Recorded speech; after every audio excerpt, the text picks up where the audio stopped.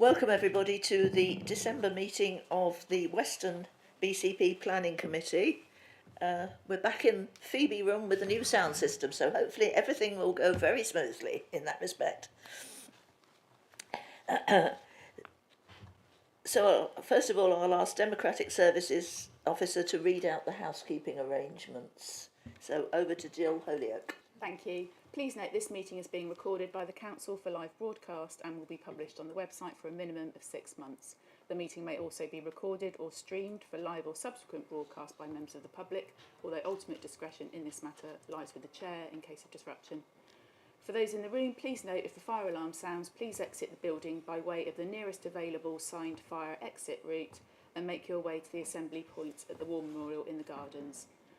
Finally, please ensure background noise is kept to a minimum, mobile phones and other devices are turned off or switched to silent for the duration of the meeting. For those in the room, this includes turning off microphones and turning down volume on your laptops. Thank you. Thank you. And could we have a list of the apologies we've had and any substitute members? Thank you. So we have received apologies from Councillor John Challoner, Councillor Peter Cooper, Councillor Brian Hitchcock, Councillor Simon McCormack, Councillor Chapman Law and Councillor Adams. And substitute members, Councillor Gillian Martin is here today for Councillor Cooper. Thank you. So, first of all, we'll go round and introduce ourselves so that you know who we are when we come to speak. My name is Marion Lepedvin. I'm Chair of Western BCP Planning Committee and I'm Councillor for Newtown and Heatherlands Ward. Jo Clements, Councillor Jo Clements, Penhill Ward and Vice Chair of this committee.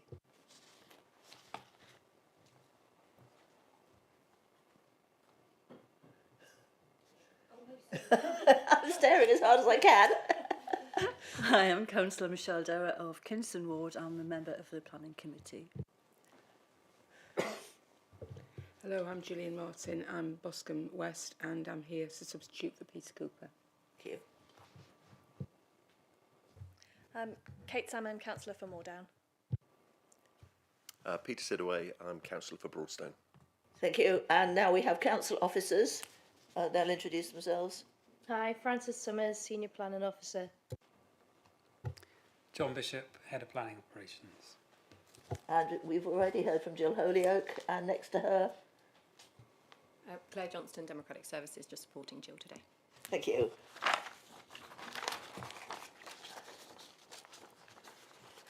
So, have we any declarations of interest on any items on this agenda? Yes, Chair, I have an interest in the first item, so I'll be stepping out for that one. Could you explain what the interest is? I'm a personal friend of one of the applicants. Thank you. Now we move on to the minutes of the November meeting. Is everyone happy with the minutes, or are there any items you want to query or clarifications? I don't see any hands up, so I'll take that as a positive. So minutes approved.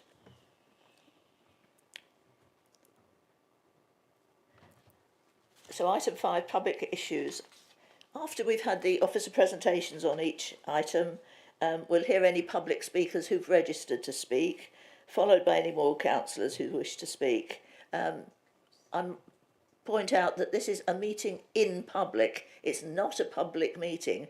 So that means that only people who have registered to speak and are listed by the Democratic Services Officer will be allowed to speak. No one else should speak. And anyone who has registered to speak only speaks for their allotted time. There are sometimes occasions when we go back to someone for clarification in the course of the meeting, but that's at our discretion, not for members of the public or speakers to decide for themselves that they speak, if you follow me. So now we move on to the schedule of planning applications. Item 6A at St Peter's Hall, St Peter's Church Hall, Chapel Road Pool. Councillor Sidaway is leaving us. And we turn to Frances Summers for the presentation, please. Hi, thank you, Chair. Okay, can everyone hear me okay? Yep, lovely. Okay, dogs. So this application is at St Peter's Church Hall, 10 Chapel Road, an outline application with appearance and landscaping reserved to demolish the church centre and erect 4 semi-detached houses with parking and access. So just a little bit more detail about that. There's 2 pairs of semi-detached houses, both 2 stories, each with a lounge, kitchen, dining room, utility area and WC on the ground floor, 3 bedrooms including an ensuite to the master bedroom and bathroom on the first floor. There's a total of 4 parking spaces that would be provided in a communal parking area to the northern end of the site, and that will be accessed via a vehicular access from Chapel Road. And it also includes the loss of a community facility of St Peter's Church Hall, which is offset by an increase in community uses, facilities and space at St Peter's Church. So we are in the Ashley Cross area of Poole, just next to the conservation area. And I'll just take you through a few site photos. So this is the northern end of St Peter's Church Hall where the communal parking will go. Can everyone see my mouse? Yes, okay. So we're looking up to the south from the north here. This is the church hall. And this is just looking down to the north, the church hall there. This is a point to note. It's an area of open space to the south of the site. And here's just another photo up there.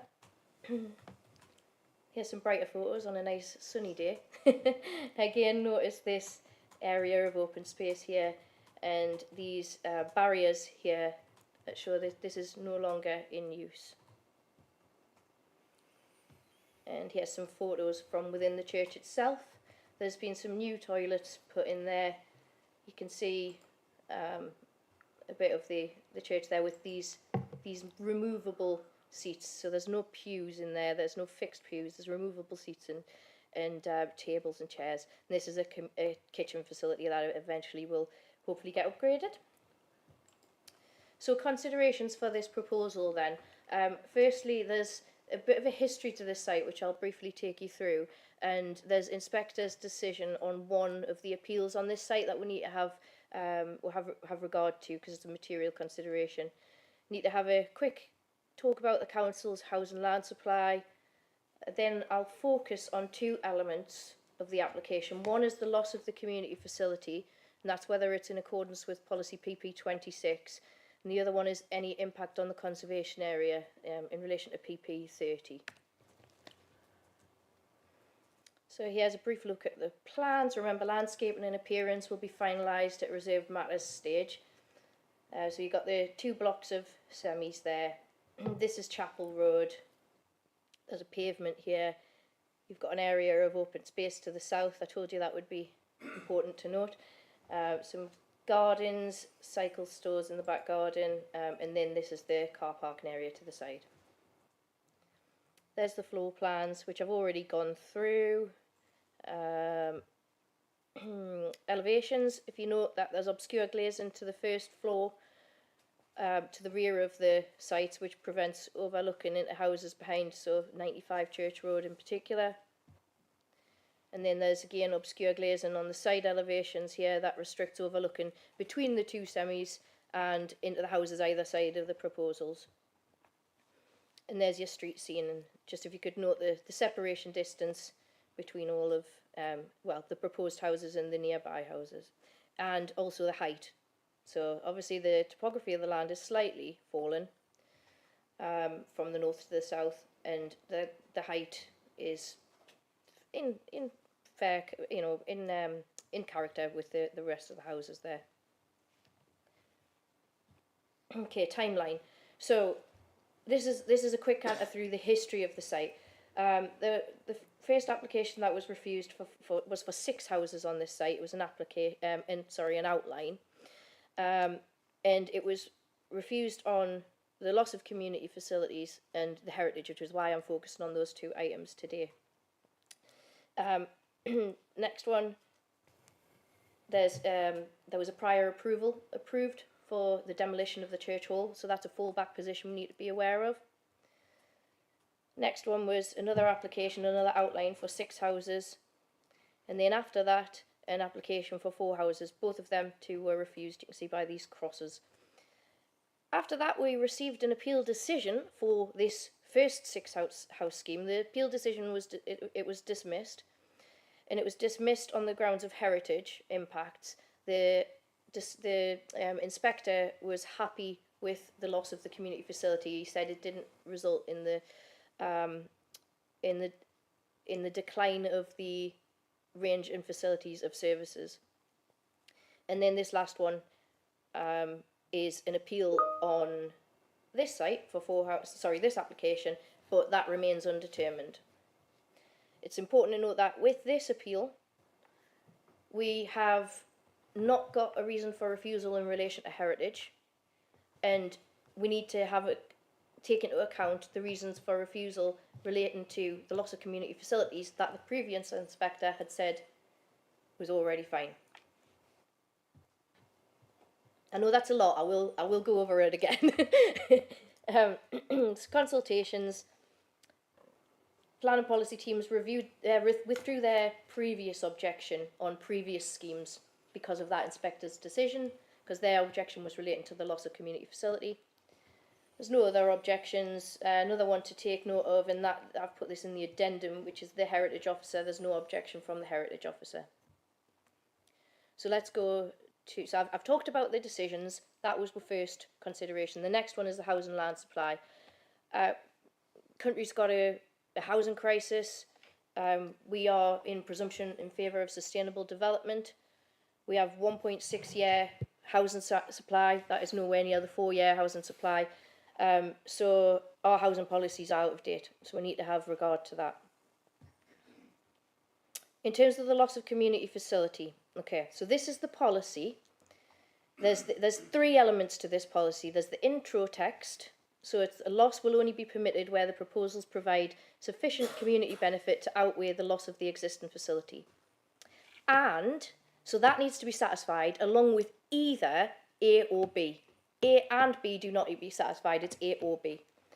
So either and the loss will not result in a substantial decline in the range of facilities and services, or the facility is no longer needed and it's not feasible to support its continued use.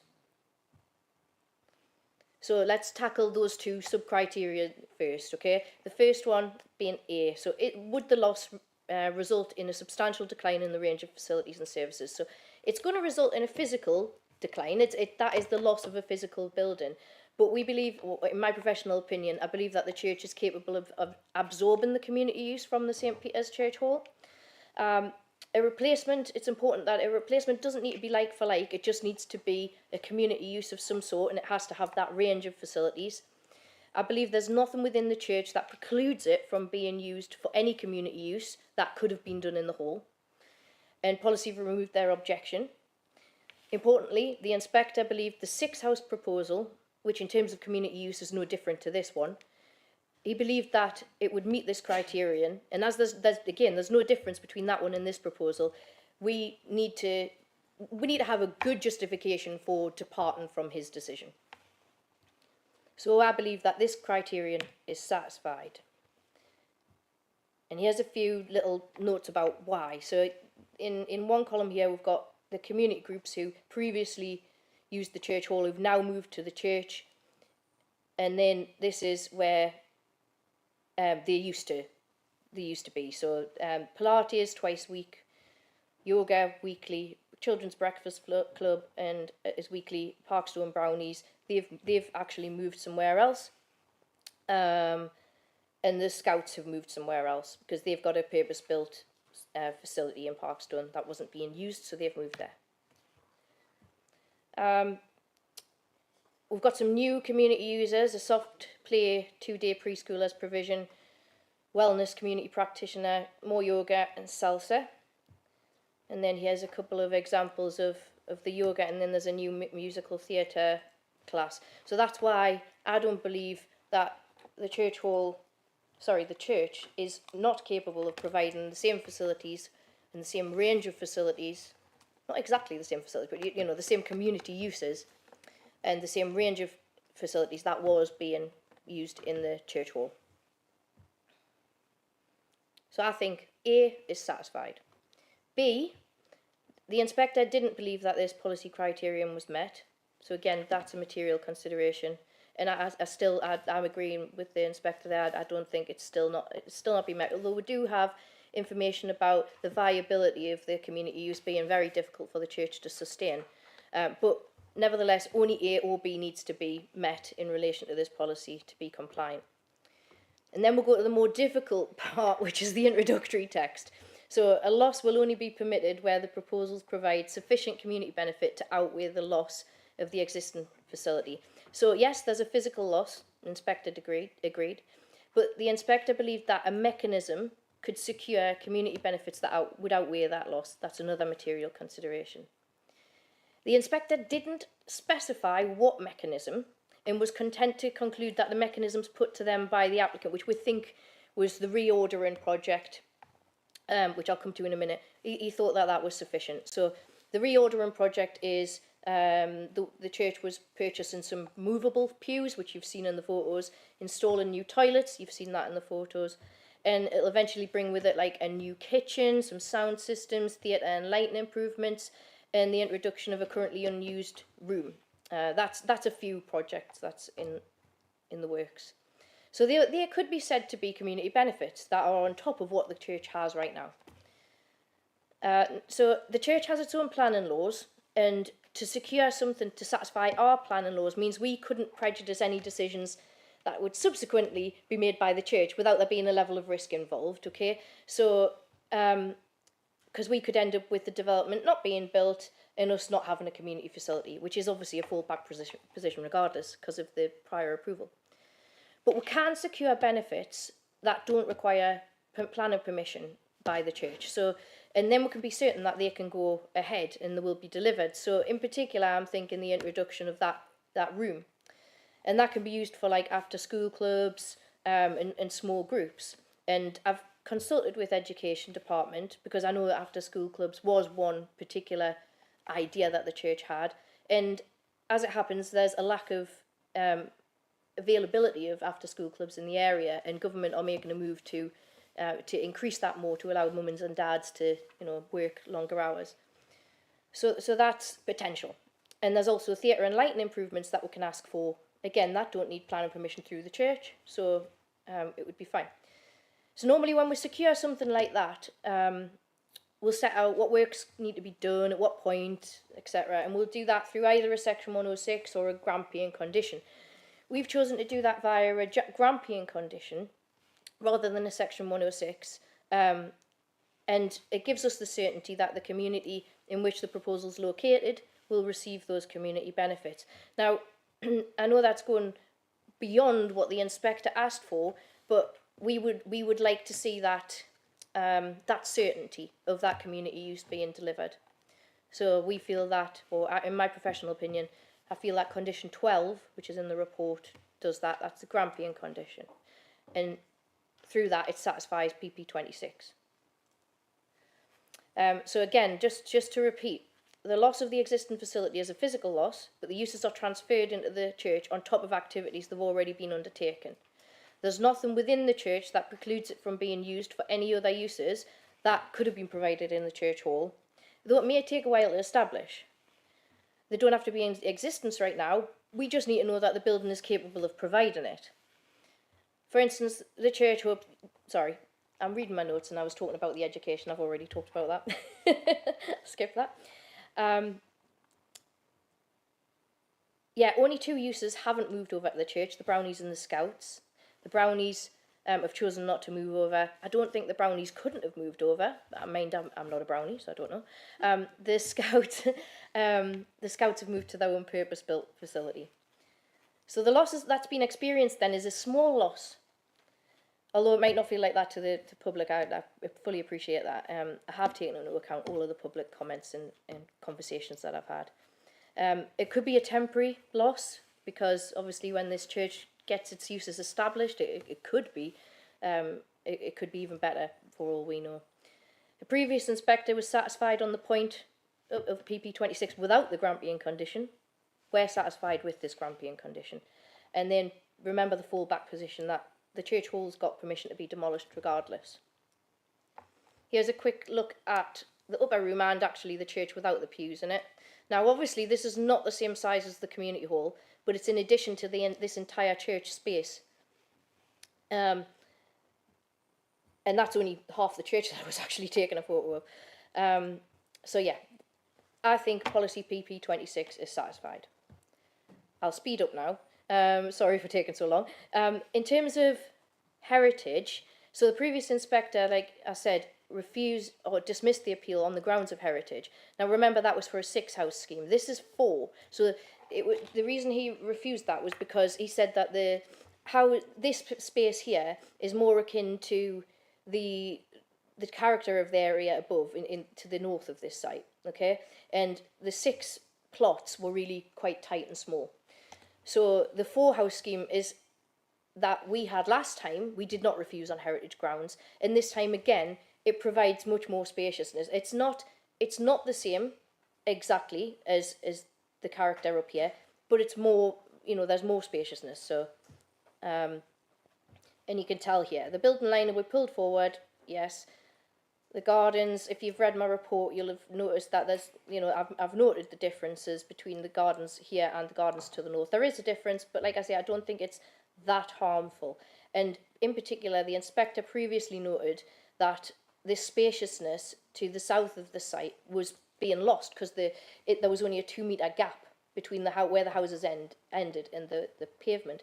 Now there's 6 metres. And so I think it's still retaining that bit of open space. It's not a garden, it's an area of open space. Nevertheless, I do think there is a slight bit of harm.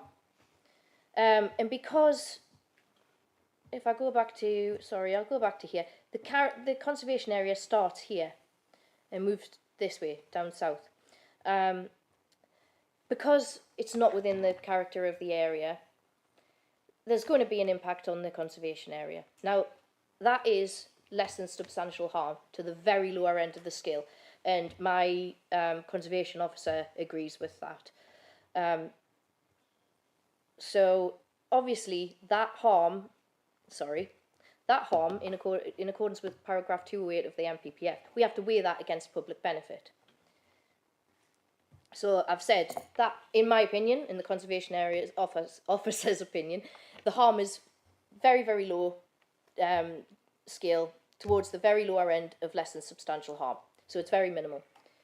So what public benefit can we provide that would offset that? Well, there's a path, a footpath being provided here. Okay, now yeah, that's minimal as well, but it's enough to offset that minimal harm. So I'm saying that the public benefit from that path is going to outweigh the harm to the conservation area.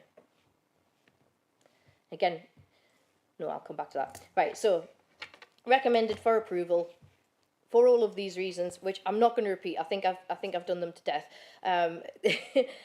This is why I think that it's in accordance with PP 26.3, and then in terms of heritage, so PP 30 and also PP 27 and PP 28 because of character of the area.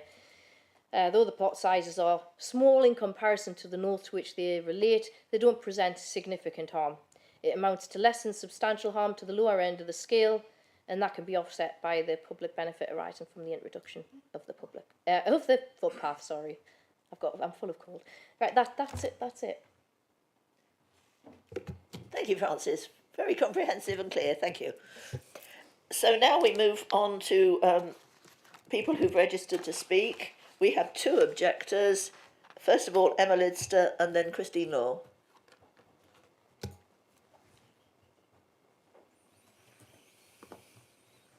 Emma, would you like me to let you know when you've got to 2.5 minutes?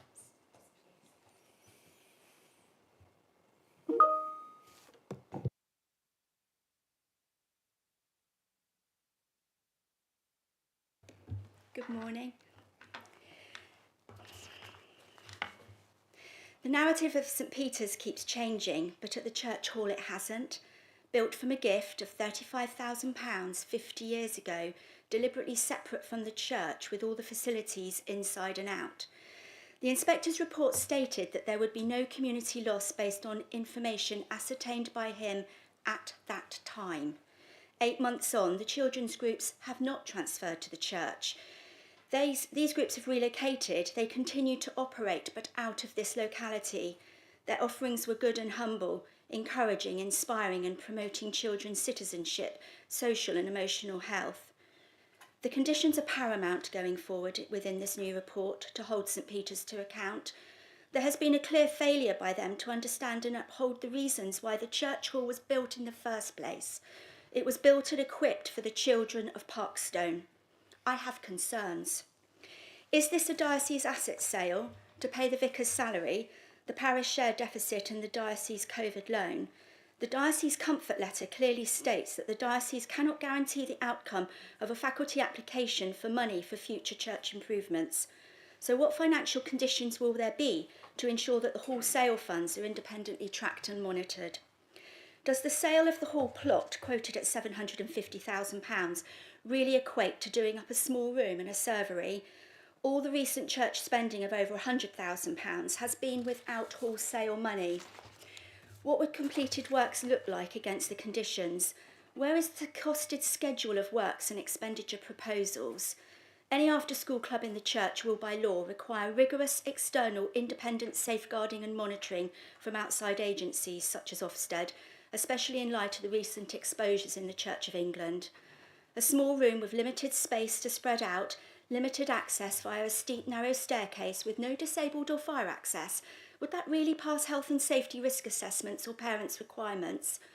Who would be monitoring any breach of a condition? How would that be enforced and who would be held accountable? How will transparency actually be ensured here? Will children's activities be monitored for longevity? The adult pop-up yoga, salsa and sound gong groups have been and gone. Why is this?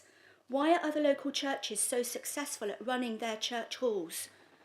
The appellant also currently states that the church is being successfully used as a community facility with a wide range of users and is... Thank you. Do I stop or can I carry on? And clearly not dependent for monies of the sale of the church hall to continue as a community facility. So why is the hall up for sale? I'm on my last paragraph. You are all here today to decide what is the right and correct thing to do by this hall, this plot of land, for the future, because once it's gone forever. Mr. Gould's legacy was his gift to the children of Parkstone, and that legacy would be destroyed. As Shakespeare wrote, all that glitters is not gold. The church is not the treasure here, it's the children. Thank you for listening. Thank you. And now I call Christine Law. I'm afraid your time is more limited because the first speaker overran, so she's cut down the time available to you. I'm very sorry. How long have I got, please? 2 minutes. Two.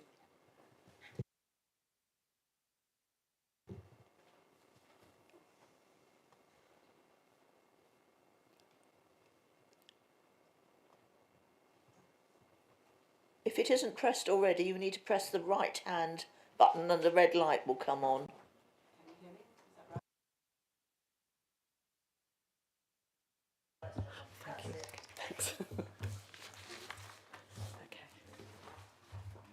Last September, you rejected the plan for these same 4 houses that are now shuffled along a bit and have adjoining living spaces, so could be noisy. The plot hasn't got any bigger. Parking is still inconvenient at one end and not in front of these family homes like all the local area. What has the parish lost? The kids' theatre's gone, Brownies gone, Beavers Cub Scouts gone, toddler group gone, birthday parties, wedding receptions gone, education support gone, community gatherings gone. The inspector, as my colleagues said, was persuaded that they'd all moved to the church. Only 2 users have moved to the church, yoga and Pilates for adults. They could have gone any time. That's 2 out of 11 possible users. That's not a maximum. That's not a providing equal for equal. Paul writes to Francis that the refurb of the church is not dependent on the sale hall. So where is the money going? The land's owned by the diocese, who have a 1.2 million deficit. And if you don't pay your parish share, you have to sell assets. The financial director says the money will only be released for purpose that's matched the original trust. Mr. Gould gave it for the youth of the parish, so it's not for general refurbishment, lighting and stone cleaning. Seems to me it should be built for the hall, another hall for the youth of the parish. The hall, turnover 13k last year, profit 4.5, and a profit on average for the last 9 years. It is not unviable from that point of view. PP26 Part B failed, and the money that they had was not used for the refurbishment of the hall, but was taken for the contribution to the parish funds. St Peter's Pool, licensed live music venue. How do children's services feel about having school clubs on licensed premises? Why were no evening entertainments run in the church when the hall was open? Where did 50k come from for new toilets, which was an overspend of 20k? Where did 61k come from to pay for 150 new chairs? Why could money not like that be found to refurbish the hall, which they thought needed 75k but have spent nothing?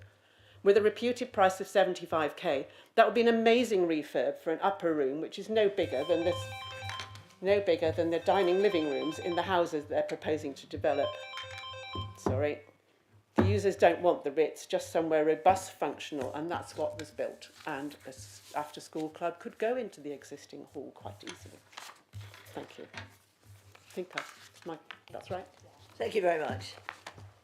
And now I call on Ken Park, who's speaking on behalf of the applicants. Good morning, members. The planning issue before you this morning, is there any conflict with policy PP26? And the policy has a stated objective of protecting existing facilities unless certain criteria can be met. If the criteria are met, then there is no conflict with the policy. And as you've heard, the policy has three component parts. Firstly, proposals must provide sufficient community benefit to outweigh the loss. And then again, only if it can be demonstrated that the loss would not result in a substantial decline in the range of facilities and services for local people available in the community, not in the specific property, but within the area. And the third, the second component isn't really relevant, relating to viability. So applicants will have to comply with the first element and then with either one of the other two elements. Now, members, these matters have already been tested at appeal, where an inspector has clearly and unambiguously stated at paragraph 20 of his decision, and I quote, "I do find that the proposed development would not result in a substantial decline in the range of facilities and services for local people, and that it would deliver sufficient community benefit to outweigh the loss of the existing facility." That is a clear consideration from the Secretary of State.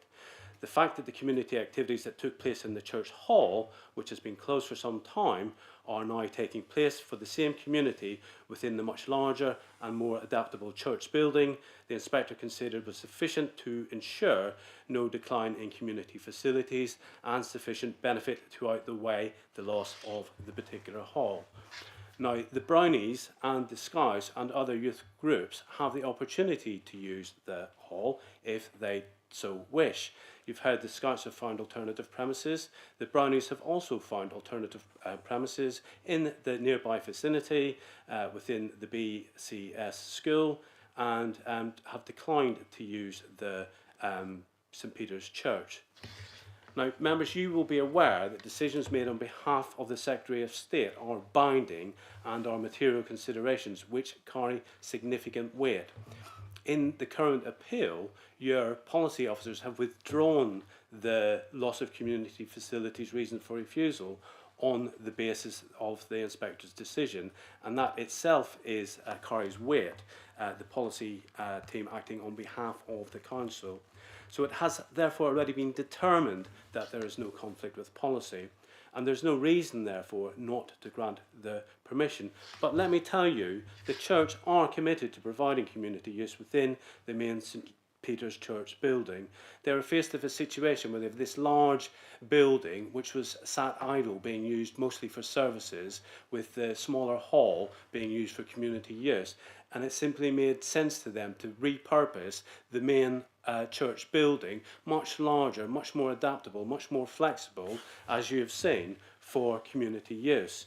And as I say, multiple youth and other groups use the facility every week every day of every week of the year. So not only is there no conflict with policy based on the inspector's reasoning, but you have now heard that there's also now additional community benefits proposed over and above what is required. And members, you should therefore have no hesitation in agreeing that there is no policy conflict with community facilities being adequately replaced and enhanced. The church has a fundamental commitment to the community it serves, and the church building is much used, as I say, by a wide range of various community groups.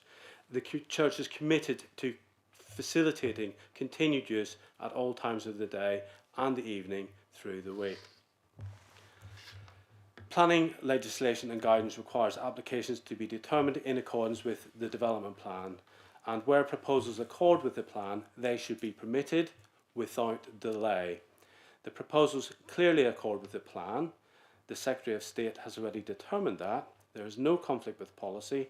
The material considerations weigh in favour of a grant, plus there are additional community and planning benefits, not least the provision of 4 good quality family homes in a sustainable location with private gardens, well designed, appropriate to the surrounding character of the area.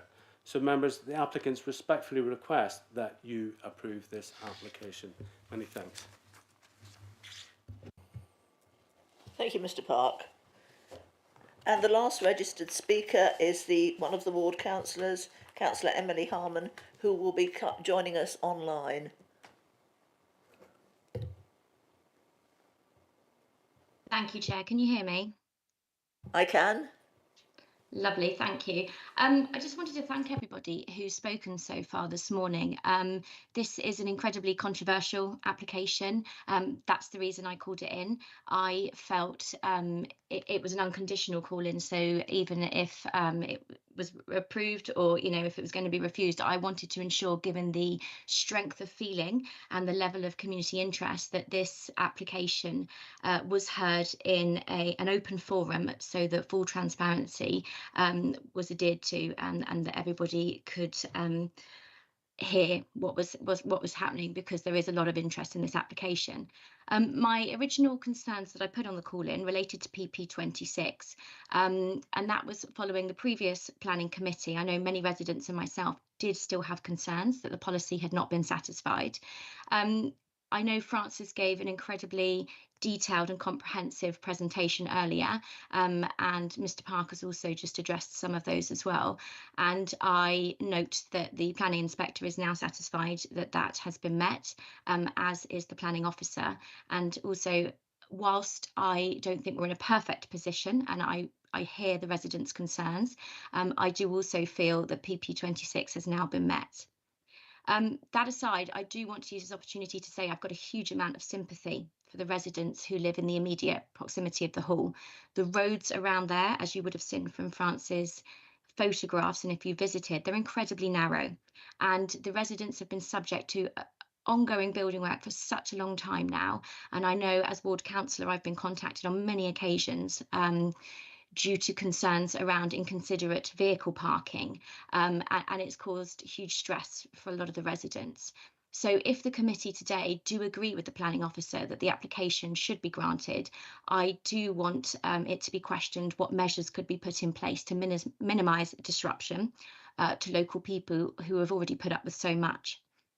And sort of my final point really is that I wanted to say that should the application be refused today, then being pragmatic about the situation, we have to note, and Francis did cover this, that we will be left at an impasse. We'll have a sad, empty church hall with, we've been told, no way of funding its continued usage. And I believe, given similar situations with locations around the ward where we have abandoned buildings, often they do attract antisocial behaviour and become a blight in the community.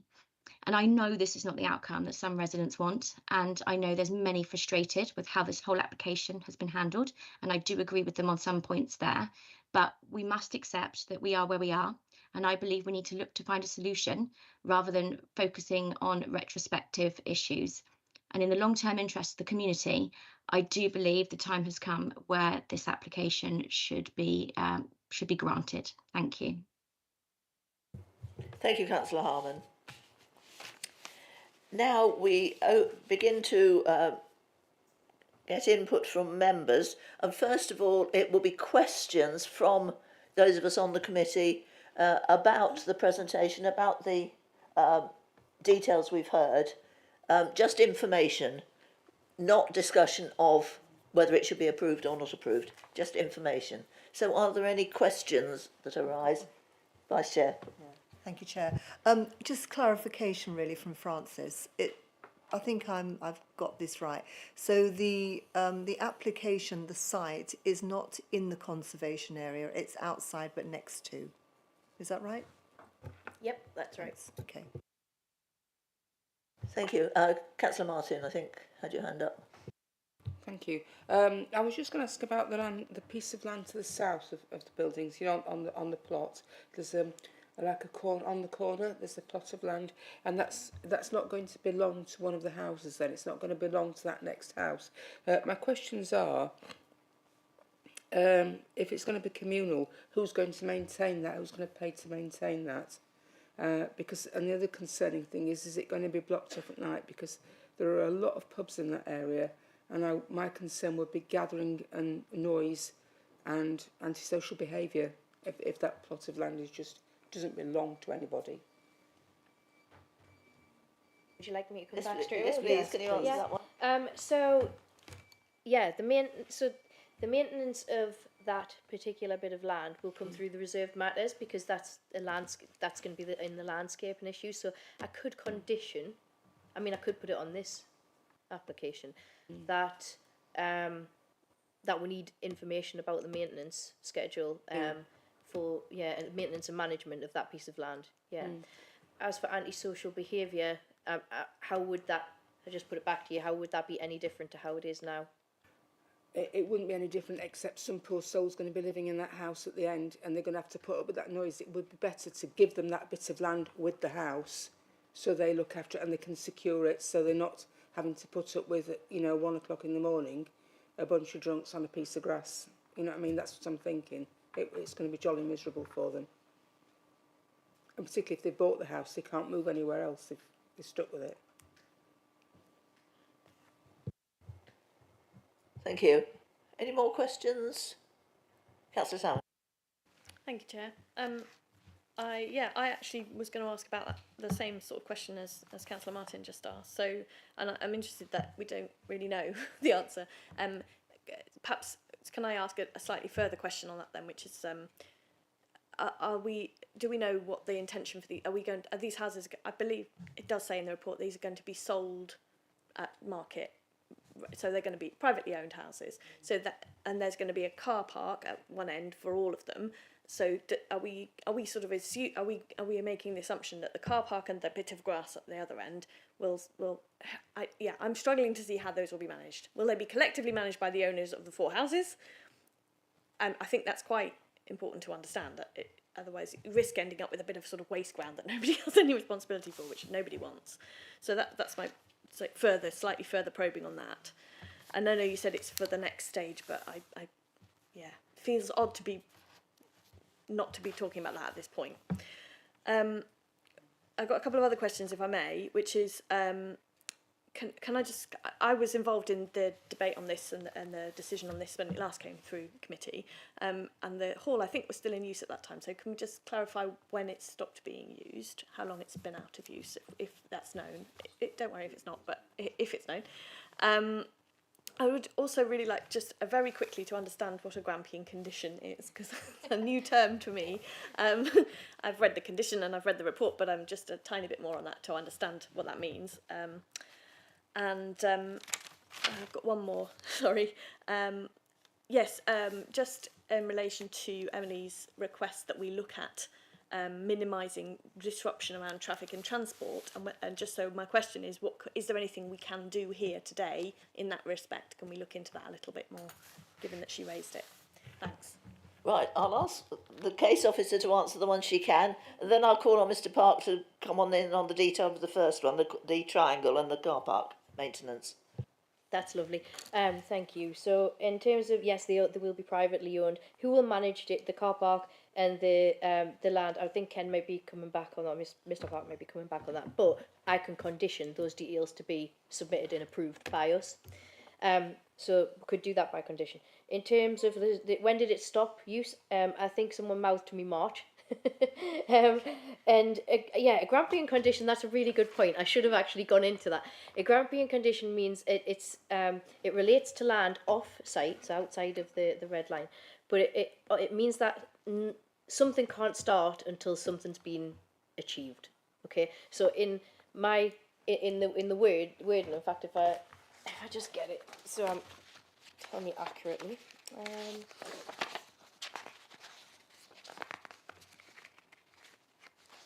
think what we're saying is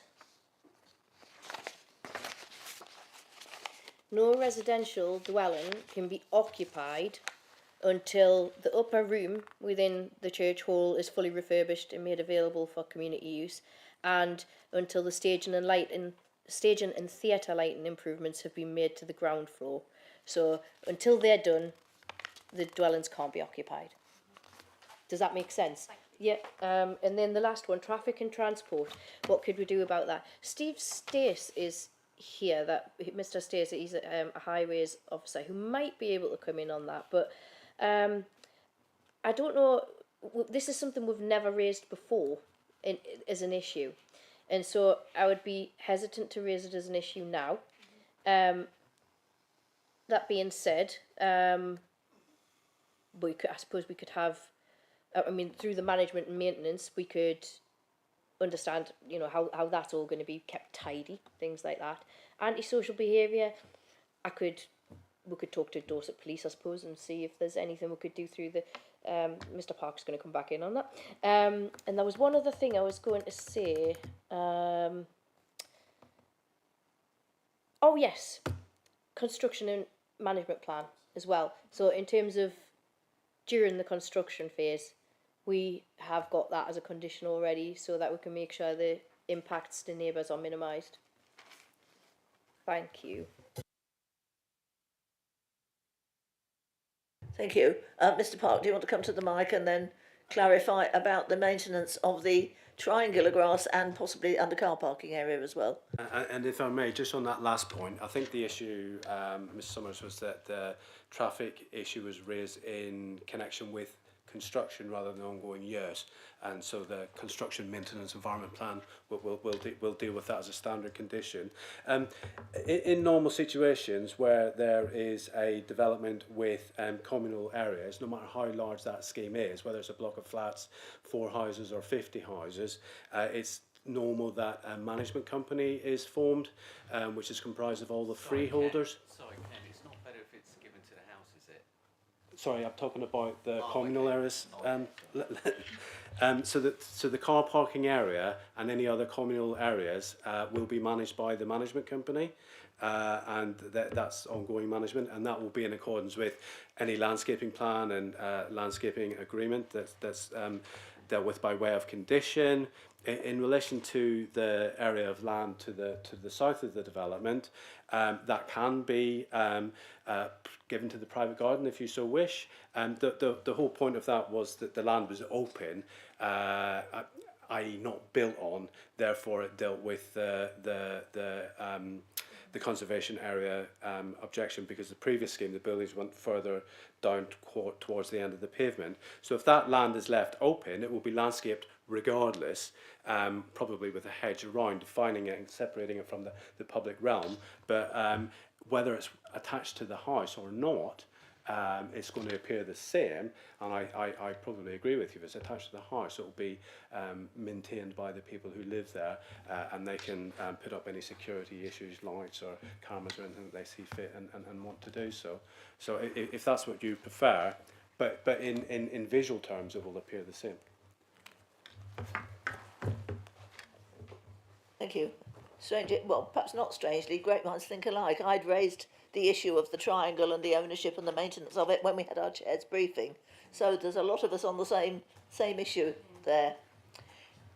Anyway, if there are no further questions, and there don't appear to be, we move on to debate. So, debate about the pros and cons of this scheme and whether we should end up approving it or refusing it.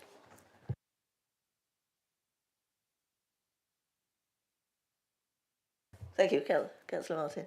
Hi, I think in some ways the church will benefit from this, because I don't, and I'm not a Christian, so I don't know, but my view of a church is it's weddings, funerals and every Sunday, so it's quite limited. But it's a great big building, and it will actually benefit in terms of heating. I was just thinking heating alone. If you've got groups in every day doing something, you've got to put the heating on, and it actually works out cheaper to heat a building at one temperature morning, noon and night than it does to keep switching the heating on, keep switching the heating off, which is never satisfactory as well. And I presume that the church gets some sort of rental from groups that use, yoga groups and things. So that will all contribute to maintenance of the church. So I was thinking it would be better, in some ways it will be better for the community. You've got the church itself, St Peter's is quite an attractive building, and it's set in that lovely triangle, it looks very villagey. I was thinking in a lot of ways they'll be better off. And it's nice because we're getting 4 houses as well for people to live in, for families. Thank you, Vice Chair. Yeah, thank you, Chair. Yep, I found this one terribly difficult, actually. I'm a bit torn. I know St Peter's Church very well. My children, my family belonged there for many years. And that upper room, I know that pretty well as well. That was used very frequently and regularly for various church activities. It is quite small and pokey, to be honest. I don't know how many children you're going to be able to get in there sensibly and comfortably. The loss of the uniformed groups, I think, is a terrible shame. We need, as a society, to do everything we can to support our uniformed groups. They do a lot of good work and they're very valuable for our young people. The fact that they've gone elsewhere is a bit of a shame also. And in practical terms, the way that the church could be managed in terms of removing all those chairs, putting them back, taking them away, putting them back, I don't know how practical that is going to be for any establishment to be able to manage. There's a lot of work involved in moving furniture like that, and it takes quite a lot of time, and you need a fair bit of manpower. So I don't think it's a practical idea at all. Having considered all these points, we do need housing, and I think, as Councillor Harman said previously, much of the concerns have been addressed and have been resolved. The practicalities of managing the function of the church is down to them to manage. And it looks like the uniform groups have gone elsewhere anyway. I've been torn because, for the reasons that I've said, but we do need housing. And I think the development looks like a very nice and well-designed development for that area. Thank you, Councillor Dow. Yes, I think that the inclusion of that grampian condition actually makes real sense now that we've explained it. I think the fact that those changes to the church itself will benefit and possibly mean the return of those uniform groups. I'm thinking they've gone elsewhere because the church isn't suitable at the moment. I believe that we do need houses, and I think this looks really a really good proposal. I agree with Councillor Gillian here, Councillor Martin, that that bit of green would be made more sense to be added onto that house, so that it's maintained from them.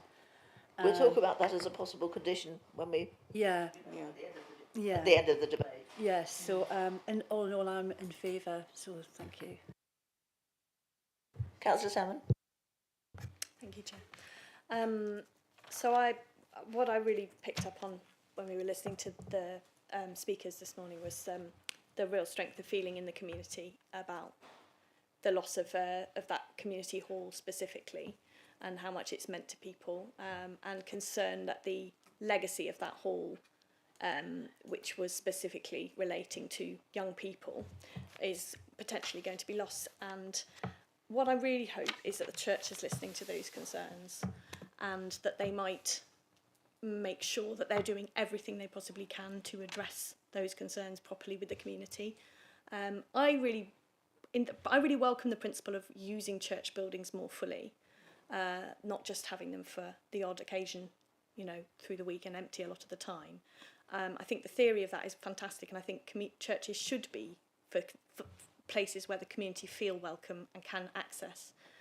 But I also recognise that not everybody feels comfortable walking into a grand old church building in the same way that they feel welcome walking into a community hall.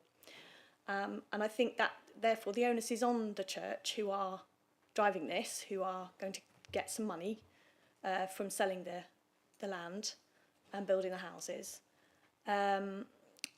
to work with the community and to really fulfil their role there. That's not a planning matter, but that's just something I feel quite strongly about. And I think that what we've heard today is that I can't see any planning reasons not to approve this scheme anymore. We've heard all the iterations of the application that have gone through and how they've been addressed, and how how every policy point has been met now and gone through appeals, and inspectors have commented. So I can't see that we could, for any planning reasons, do anything but approve this. But I do think it's important to note how important this matter is to the community, and make sure that that's recognised and spoken about. I'd like to propose that we look at adding a condition, as we talked about, around the grassy area to the south in particular. I heard what Mr. Park said about that being left as a piece of public open space to address concerns about keeping that area feeling open as it does now, and I think that's sensible. But I think, therefore, the condition around who's going to manage and look after it is very important. So personally, I would argue not to enclose it as making a bigger garden, because that would lose that open space feel. But it does need something about who's going to look after it, and it needs to be made clear. And I wonder if we can also add something to the existing condition around the construction management plan, that makes sure that the serious concerns clearly that local people have around the problems of poor parking and vehicles obstructing the roads are taken into account. I don't know if we can. I know there's already a condition, but I suppose if there's anything we can do to strengthen that for those specific concerns in that specific location, I'd like to see that we do that as well. Thanks. Thank you. So we've got a motion. Have we got a seconder for that? I'll second it. Thank you. I'd like to speak as well now, since I'm the only one who hasn't. Among the issues raised, the first one that was raised by the objectors was the financial aspect, but that is not something that we as a planning committee can enter into. It's very much, I mean, that is a church, local church, diocese, whatever issue. Much as I can see that it is extremely important, and I would share some concerns on that as an outsider, but it's not something we can address as planning committee. The subject of the uniform groups, particularly the Scouts, who've transferred to the Dennis Gooding Centre. The Dennis Gooding Centre is very near to where I live, and it's a good, mile and a half, I should think, from St Peter's. Certainly a good mile. In other words, it serves a completely different community. And the boys who used to go to Scouts at St Peter's Hall presumably lived in the area, and it's meaning there's more car traffic, almost certainly, to take them to the Dennis Gooding Centre and back. But having run a guide unit for many, many years, I can appreciate that uniform groups and youth groups and that sort of thing would not want to meet in the hall. It's not in the church. It may be a clear, big, open space, but it's not conducive, in my view, to that sort of organisation. So I can appreciate that they don't want to meet there. I'm struggling to understand why concerts couldn't have been held in the church anyway. I belong to a choir that sings in all sorts of places. Winchester Cathedral, Romsey Abbey, Christchurch Priory, you can have a concert in a church without doing anything much in the way of reconstruction or closing other buildings to pay for it. But I don't understand. But I have to come down and agree that with Councillor Salmon and what other people have said as well, that all these conditions, and basically I think we've you know, although I share an awful lot of the concerns, I think on planning terms, there's not much we can do. I think we've gone as far as we can. We've got additional benefits like the upper room. So, unfortunately, reluctantly, I think I agree that we need to support this and vote for it.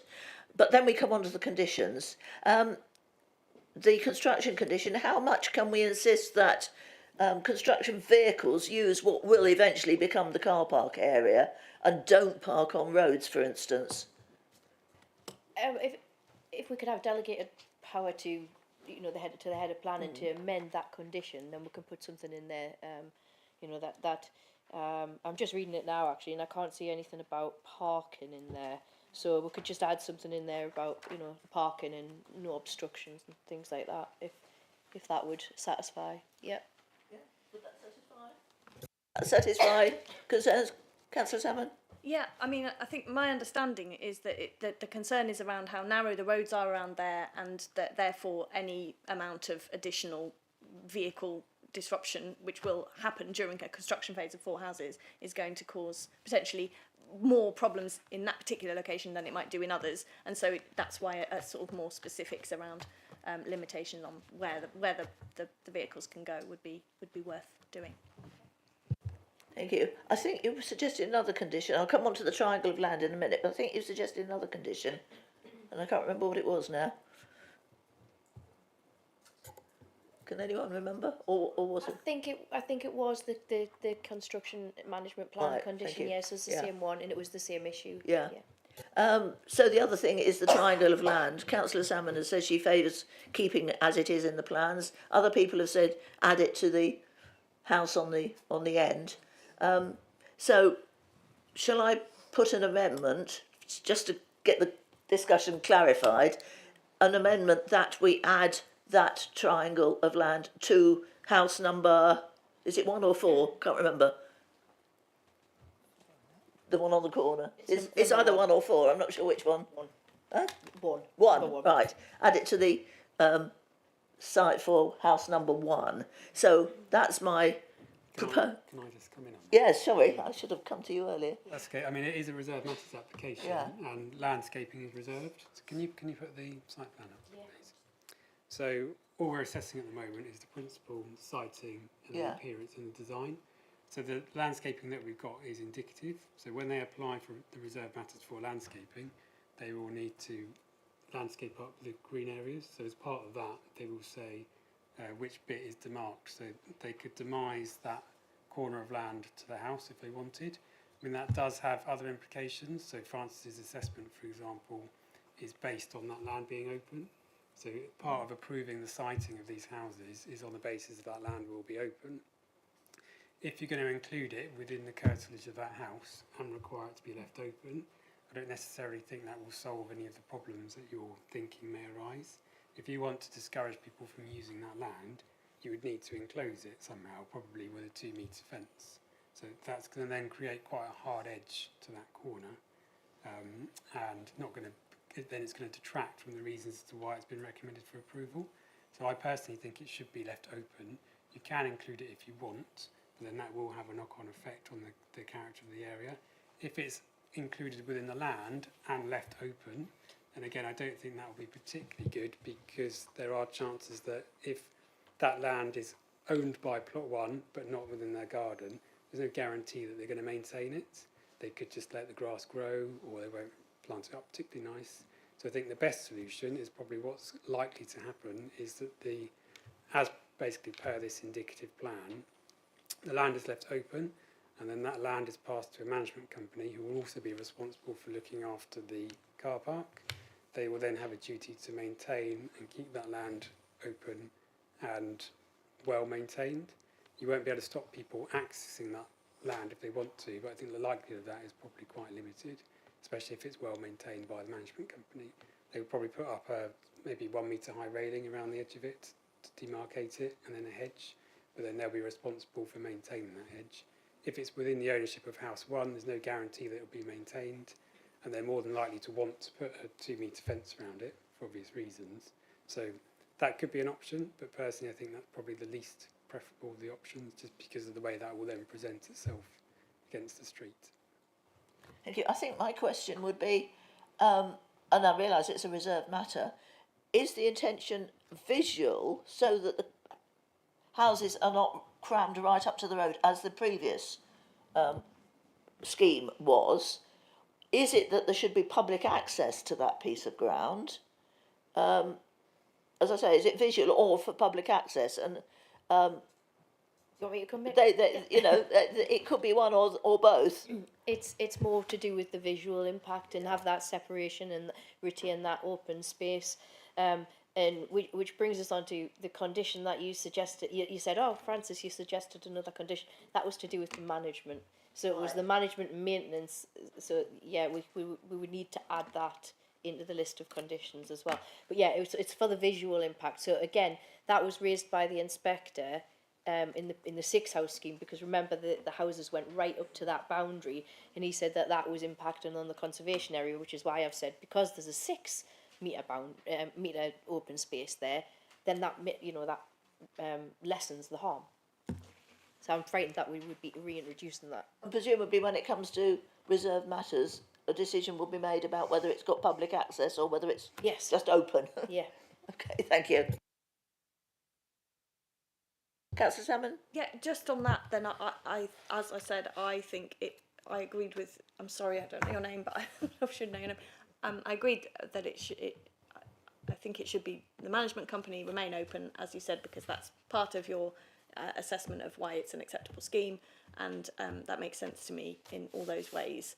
But it was just about putting the condition in to make sure that we don't end up in a situation where it just gets, oh, no one's really thought about it, and then no one's looking after it, and it becomes a bit sort of derelict and not looked after in the end. Thank you. Councillor Martin. It's that corner will front onto the pavement and the highway, and I think there's a limit, so I don't think you can put a 2-metre fence around. Or we could make it a condition of that house that the maximum height of the fence, if you give it to that house, the maximum height is, say, 1 metre, which would still give an open appearance. I mean, I don't think you'd be allowed to put a 2-metre... You can't put a 2-metre fence in front of your house on the highway anyway, as far as I know. Yeah, and that would be a problem, because if it's only 1 metre, people who are so minded could get over it, and then it's onto private ground if it's left open. I know I'm going back on what I was saying just now. Yeah, but if it's for the management committee company to maintain, it's not. It's more formal than if it's part of the private house and they've got people encroaching on what is effectively their garden. So yeah, I think. I just think if it's privately owned by that house, they've got a vested interest in keeping it quiet at night and looking after it, which a management company wouldn't have. My experience of when you've got houses with communal areas that are so-called managed, there's like nobody on the end of the phone, or they don't get it done, weeks and weeks of complaining, and I just think it would be better if it was owned by the person, and they can put a 1 metre hedge or fence around it, and they respond. I mean, if somebody was on my lawn, my side lawn at night, I'd be doing something about it. I'd be they can call the police and just say, they've got more. Yeah. The trespassing. Yeah. Well, I've got 2 hands up, councillors, and then councillors. Yeah, just a quick question to Francis, if possible. So that piece of land at the moment is open, and it has been since the community centre was there. So it's open already, and do we know if there's been any reports of bad behaviour, antisocial behaviour, etc.? I don't know of that, but yes, it is open, and that's where I was hopefully going to come in and say, what is the difference between this one and what is there currently? So what's the harm that requires that condition? You just need to have a think about that. Councillor Salmon. Yeah, I think my understanding is that this is something to be determined at a different stage anyway. We just need to put a condition in to make sure that it is considered. We're not making a decision here on how it should be treated, so we obviously have different ideas between us across the committee about the best way to do it, but I don't think it's for today, is it? I think we just need to put the condition in that somebody thinks about it next time. As long as it's in the conditions, and we could do with some wording before we come to the vote. Yeah. Please. try. I'm rushing you because I think we are coming to the vote now. Nobody's indicating they want to speak. So can you remind us at least what the gist of the additional conditions or amended conditions will be? Yeah, certainly. So we are going to amend the construction management plan condition, which is condition 11, to include some information that needs to be submitted about where the parking will be for the construction traffic and any construction workers, and talk something about the obstructions, make sure there's no obstructions to the road, because obviously, yeah, like you said, it's a tight road, people park on either side of it. So and then the other condition would a condition to add, which will become, I think, 17. Yeah, condition 17, which will be about we want details of a management company and maintenance to be submitted at reserved matters stage. Chair, can we just check Councillor Salmon and Councillor Clements, you're happy with that as the mover and seconder? Okay. Yes. Thank you, both of you. So we come to the vote. We're voting whether to approve this application with these amended conditions, all the ones that are originally in the document, plus what Ms Summers has just talked about. So if you're happy to approve this planning application, will you vote now, please? So 1, 2, 3, 4, 5. That's unanimous. Right, thank you everybody, and thank you everybody who came to listen to the discussion and take part.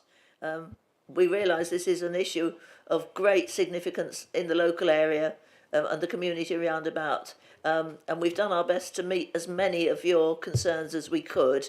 I realise we probably haven't met all of them, but we've done what we could, and thank you to the officers who've renegotiated and worked with the developers and the church on this. As I say, I think we've gone as far as we can, so I hope you'll feel we've done a reasonably good job for you. Thank you, everybody.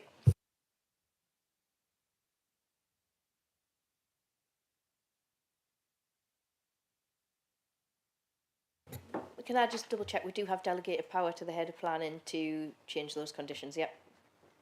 Yes. Yep. Brilliant. Thank you. I haven't said that before. Well, not quite in those terms, but. So while people leave the room, Councillor Sidaway rejoins us, and then we'll move on to the next item.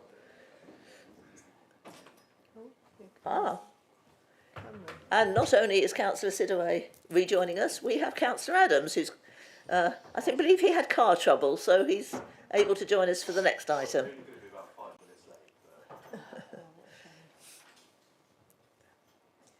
So now we can move on to item 6B, which is the National Trust Ferryway Pool, and We need to check we need the planning officer. is she not online? She's on her way down. We'll have a quick 5-minute or so break while the planning officer joins us. I thought she was going to be online. But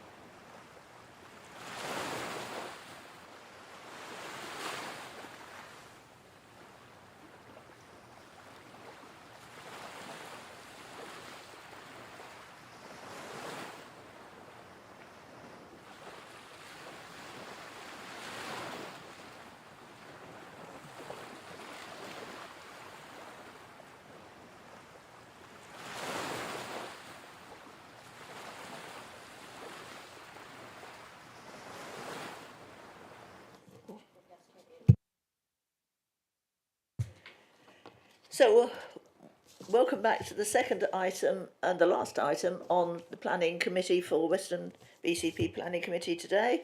As I said before the break, two councillors have joined us. Councillor Sidaway has no interest, no declarable interest in this item, so is back, and Councillor Adams has joined us following his car trouble. So we are now up to counting 7 members of the committee, and we have the case officer with us for this item, Shelley Edwards. So if you would like to do your presentation now. Thank you, Chair. This application is for the removal and replacement of the existing jetty that serves the National Trust Brownsea Island sandbanks. If I just push the next one. The existing site, as you can see from this image, is adjacent to the Sandbanks chain ferry.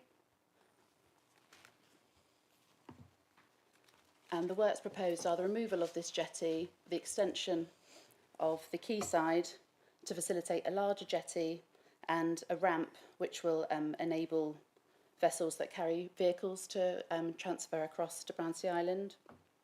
It will also allow more accessible visitors to transfer across to Brownsea Island, where currently they use other local yacht clubs, for example, wheelchairs, etc. Excuse me.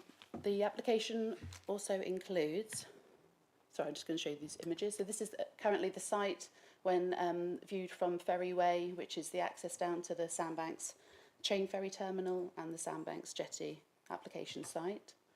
These are the images from within the site, and the structure in the top picture is the summer house of the neighbouring property, 130 Panorama Road, which is on the boundary with the application site. So this is existing parking arrangement and the existing stores which are within. The proposal is, as I've said before, the jetty, sorry I'm just a bit slow on the arrow, the jetty extension in this section and the ramp. The jetty extension will enable some new berthing provisions for the National Trust vessels, and the application includes replacement ancillary buildings within the site. For example, the store here, which houses the freezers to retain the provisions which will be sent across. It also includes a bike store for 20 bicycles and a bin compound. Sorry, the arrow's going really quickly. The bike store and there's car parking for 8 parking spaces, which is the same as existing, but due to the extension to the quayside, it's enabled better manoeuvring within the site. So the parking provision and the bike store will serve those staff members of the National Trust and those island residents and volunteers.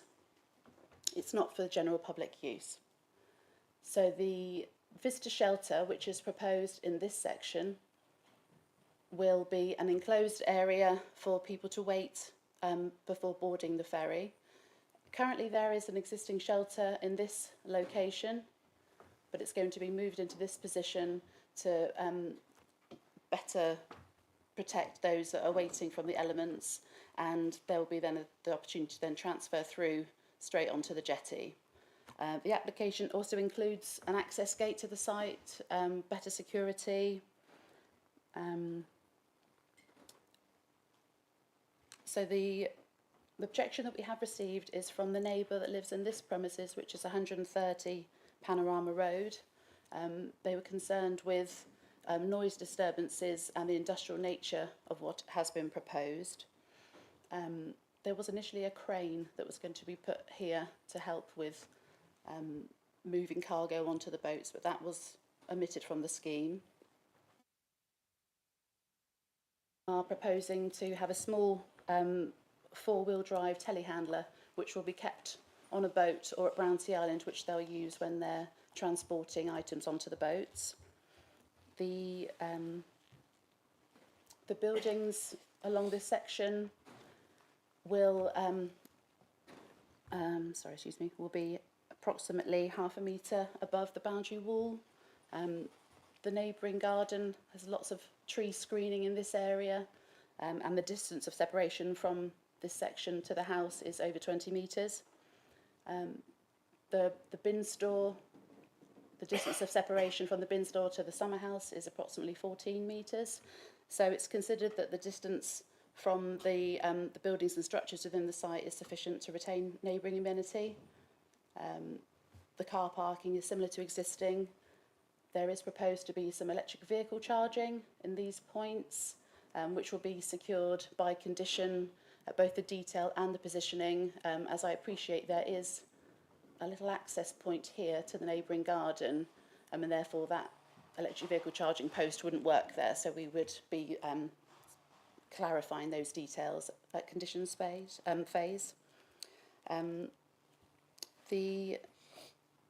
The application, the intensified use of the site would be that they would continue their normal ferry crossings. Currently, when they need to get skips over to the island, they utilise Pool Quay, which they will be able to do from this site going forward. However, this is approximately 12 skips per year. Sometimes there's some pallet materials that need to get across, but it's minimal. It's not regular. It's not every day. It's not every week. The proposal is that they would be able to carry trade vehicles across when there's work to be done to the buildings on Brownsea Island, and the emergency landings, which is as existing. The site is within the tourism zone. It's a mixed character. Obviously, it's opposite the and adjacent to the Sandbanks ferry. So the proposed hours of use of the site, or the condition we're proposing to put as a restriction, would be between 7 a.m. and 11 p.m. So therefore not allowing any nighttime use. We haven't had any objections from the Environment Agency, the Marine Management Organisation or Natural England, and Sandbanks Neighbourhood Forum also support the scheme. The proposal is going to deliver its 10% biodiversity net gain through vertipools along the, sorry, I haven't shown any of the other images, I've just realised that, through vertipools across the sheet-piled quayside wall. So here's the visitor shelter, which will provide an outlook and a place to wait, and the cycle store, the storage unit, and the bin store. Just going to click through the pictures and see if there's, I think they're just the different structures that are proposed. Okay, just click on it. The last one is not working. There you go. Okay, sorry. Yes, so the Local Planning Authority wishes to support the scheme and grant it planning permission. Thank you. Thank you. Before we go on, can you just explain what vertipools are, for those of us who don't know? I'll try. They're a little concrete structure which enables animals or sea creatures to go in and take shelter, and perhaps if certain sea life, seaweed or whatever is grown in and around it, enables there somewhere to eat or to rest. Thank you. Show that image again. That's them on the quay wall. You see them along the sheet piling there. Thank you. So we now move on to the registered speakers. In objection, we have Stephen Bainbridge and June Tweedy. Sorry. So you have 5 minutes between you.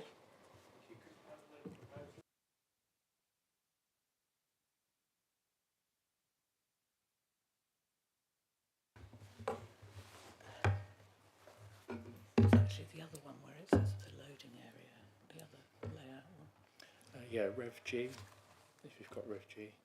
That's the one that has the proposed, that labels the proposed loading area.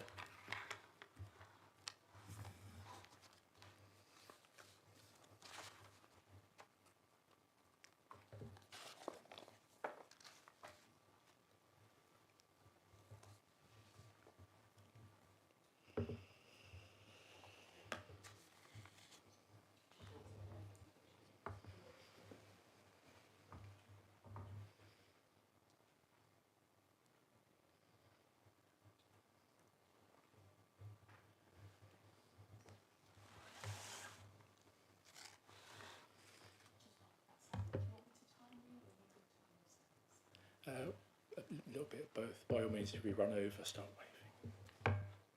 We haven't got the right one up yet, have we?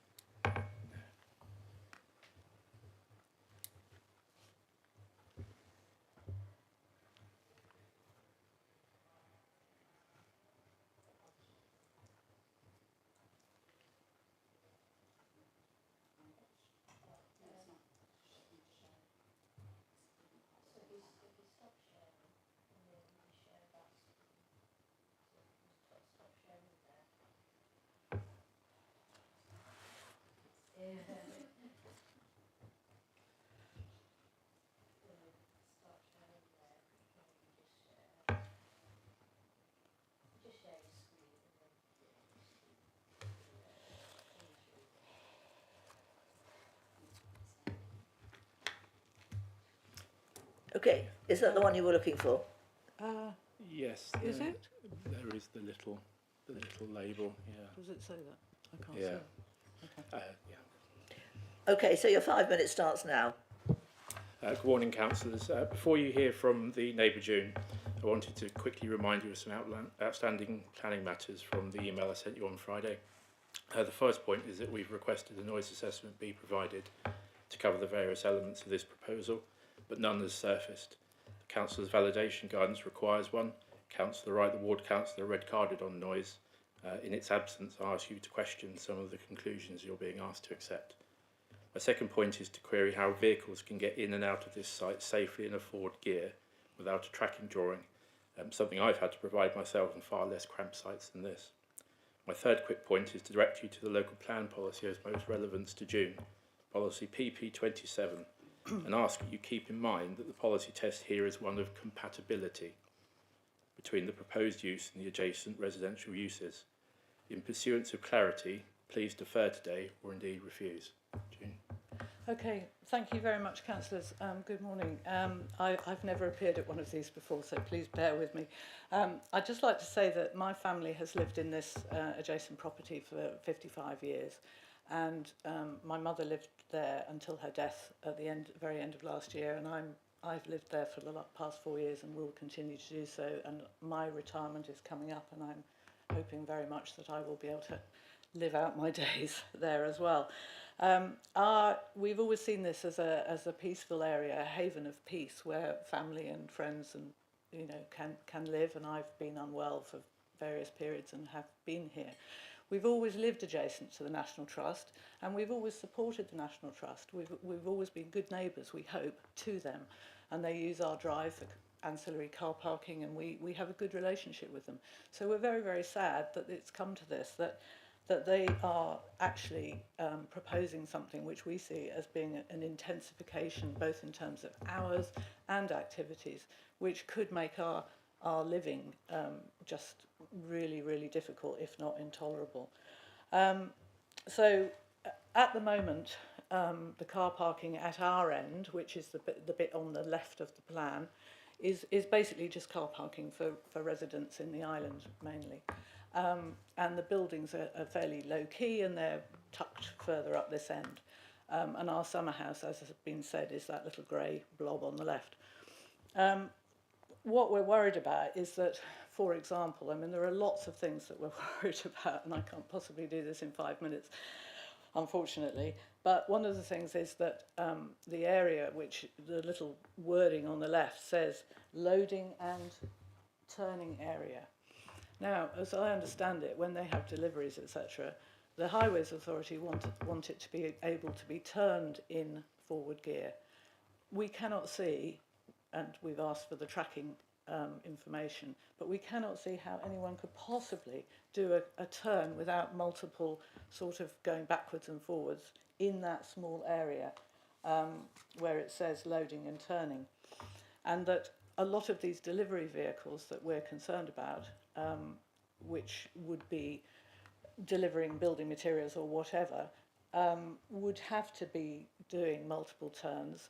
And the nature of these vehicles is that they tend to have bleeps when they're in the reverse. They tend to have automated voices saying, you know, beware, vehicle is reversing or whatever. So we cannot see how that area can be used as a vehicle sort of turning area. In addition, when it says loading area, it's actually loading what's going to be doing the loading?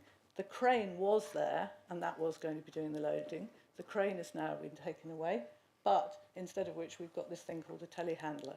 We don't know how big it's going to be, how noisy it's going to be, whether it's going to have these bleeps, etc., when reversing.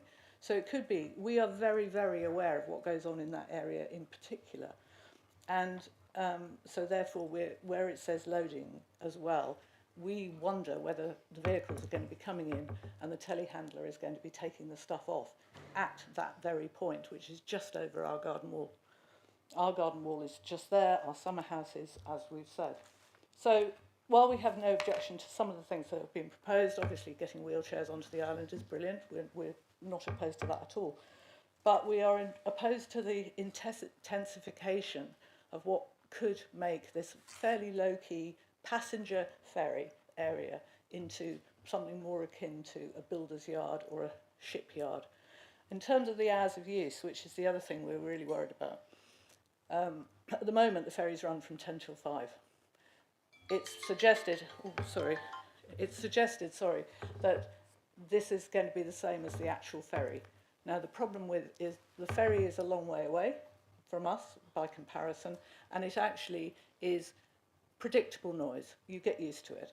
This is any noise could happen from 7 a.m. till 11 p.m. we're told now, and actually lorries can be coming in. We're never going to know when they're coming. Skips are going to be loaded. It is really, really going to change the whole character of that area, and we are really concerned that it's going to make it living. Sorry, I must interrupt you. You've had over your 5 minutes now. All right. So thank you very much for your contributions. Okay. Thank you very much. Thank you. Thank you for listening. Thank you. As you can tell, I'm really passionate and concerned about this.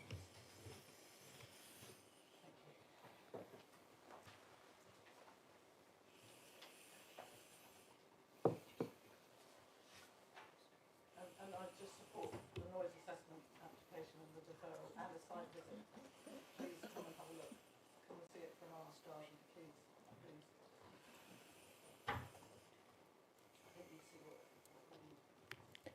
And now John Gatwood is going to speak up.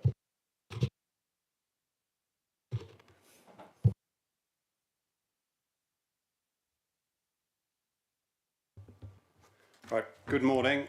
My name is John Gatwood from the National Trust. I'm joined this morning by Paddy Stennings, also from the National Trust, GM of Brownsea Island, and Jason Gill from our design team at WSP as well. Okay, thank you for the opportunity to talk this morning. It's much appreciated. I've prepared a quick statement which I'll run through now. Brownsea Island is one of the most iconic features of Poole Harbour. A unique habitat for wildlife, it is one of the leading tourist attractions in Dorset. Traditionally, the National Trust Sandbanks Ferry Terminal has served as the mainland hub for the island. Positioned adjacent to the chain ferry, this area is identified in the Sandbanks Peninsula Neighbourhood Plan as a gateway location. Multiple jetties have been located on this location, on the current site, over the last 100 years, and it's been operated by the Trust since 1962. With transit times of 5 minutes compared to up to 25 minutes to Poole Quay, Sandbanks provides a vital lifeline to the mainland for those who reside, work on and visit Brownsea Island. The failure of the National Trust's existing Sandbanks jetty last month, on the 18th of November, ceased all Brownsea Island boat operations from the Trust's Sandbanks facility. The incident places new and significant emphasis on the importance of this proposal to remove the now unusable jetty structure and replace it as soon as possible. Contingency plans have been implemented, which have resulted in a substantial reduction in the island's boat services, as well as placing significant burden on the goodwill of neighbouring organisations. This proposal represents significant investment in Sandbanks by the National Trust. Facilities will be enhanced to improve the self-sufficiency and resilience of Brownsea Island as it faces the future challenges of rising sea levels, whilst also allowing ferry services to be reinstated and manual handling risks to be addressed. The proposal also aligns with the aspirations of the Sandbanks Peninsula Neighbourhood Plan by delivering improvements to the physical appearance of the gateway ferry terminal area whilst enhancing pedestrian access between Brownsea Island and the mainland. It also represents an exciting opportunity to develop future marine-based green corridors between Sandbanks and Poole Quay. The Trust has engaged with neighbours and adjusted plans in response to feedback received in a conscious effort to minimise impact whilst providing assurances of negligible additional activities and noise. Use of the proposed slipway and associated compact telehandler is expected on average no more than once a day, with cargo operations being concentrated towards the south end of the site. In addition, the shoreside crane has been removed from the proposal and the southern boundary is being negotiated with the chain ferry. The Trust is keen to evolve and develop the Brownsea experience for the benefit of all. Sandbanks is fundamental to this vision. A fit-for-purpose Sandbanks facility will ensure that Brownsea Island's critical lifeline to the mainland is maintained long into the future, supporting operations and ensuring the thousands who visit each year continue to enjoy Brownsea's magical environment. Thank you very much. Thank you. So we have no further registered speakers, so it's over to members for questions. Vice Chair, and then Councillor Tower, and then Councillor Dower. Thank you, Chair. I would just like a bit of clarification on the service running hours from 7 to 11 p.m. Is that just purely for the ferry service, or does that also include the loading and the unloading and the use of the telehandler? And again, I'm not 100% sure about what's being loaded and unloaded. Could I have some clarification on that, please? Yes, the ferries generally operate between 10 and 5, and there's no proposal to change that.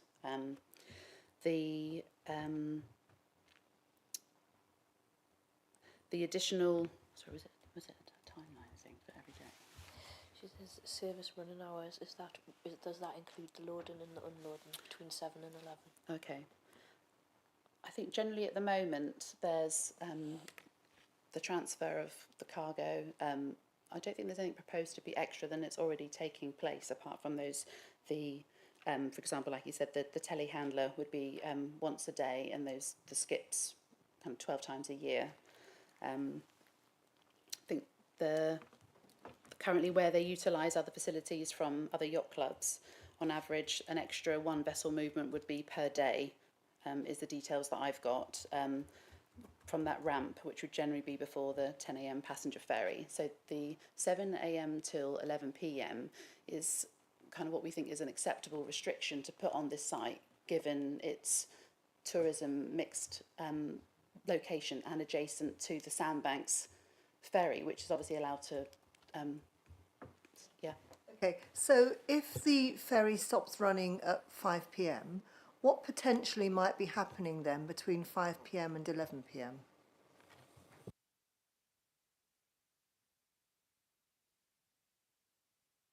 Can I refer back to the National Trust for them to provide? Yes, I can see he's got his hand up. I think come to the mic and then everybody can hear, including those who are listening at home, if anyone is. Apologies, I'm ex-army, I'm used to shouting. No, just to be clear, so our staff vessels currently run and have historically run from 7 a.m. in the morning through to 11 o'clock at night. So that's a vital service for the people who reside on the island and also work there as well. The public ferries have ran then from 10 a.m. through to about 5, so that's just to clear up that piece. And then as far as the landing craft, we have a small landing craft, which you may be aware of, and we would expect that to be running within sort of daylight hours as well. You know, obviously that's cargo handling, we wouldn't want to be doing that at night time anyway. Yeah, that's what I wanted to clear up. So there'll be no cargo handling after 5 p.m. Well, in summer daylight hours, it might go on slightly longer than that if there's a requirement to get something off the island. But that would be the normal sort of range of hours, correct?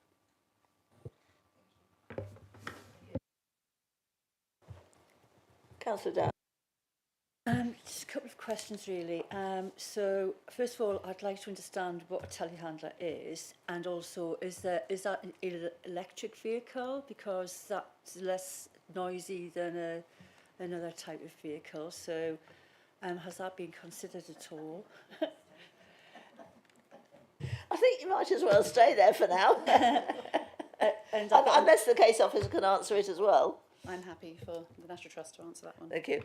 That's of course, yeah, so what we're looking at... Your mic's not on. Is it not? See, I'm used to shouting.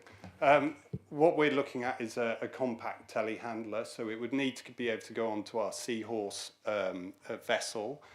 So it's, I think the one we're looking at is about as small as you can get as telehandlers, but still be able to get up the slipway. We are looking obviously at electric options. The island is going electric as much as we can. So it's finding a telehandler that will work in a marine environment. We do already have you asked what a telehandler is, didn't you?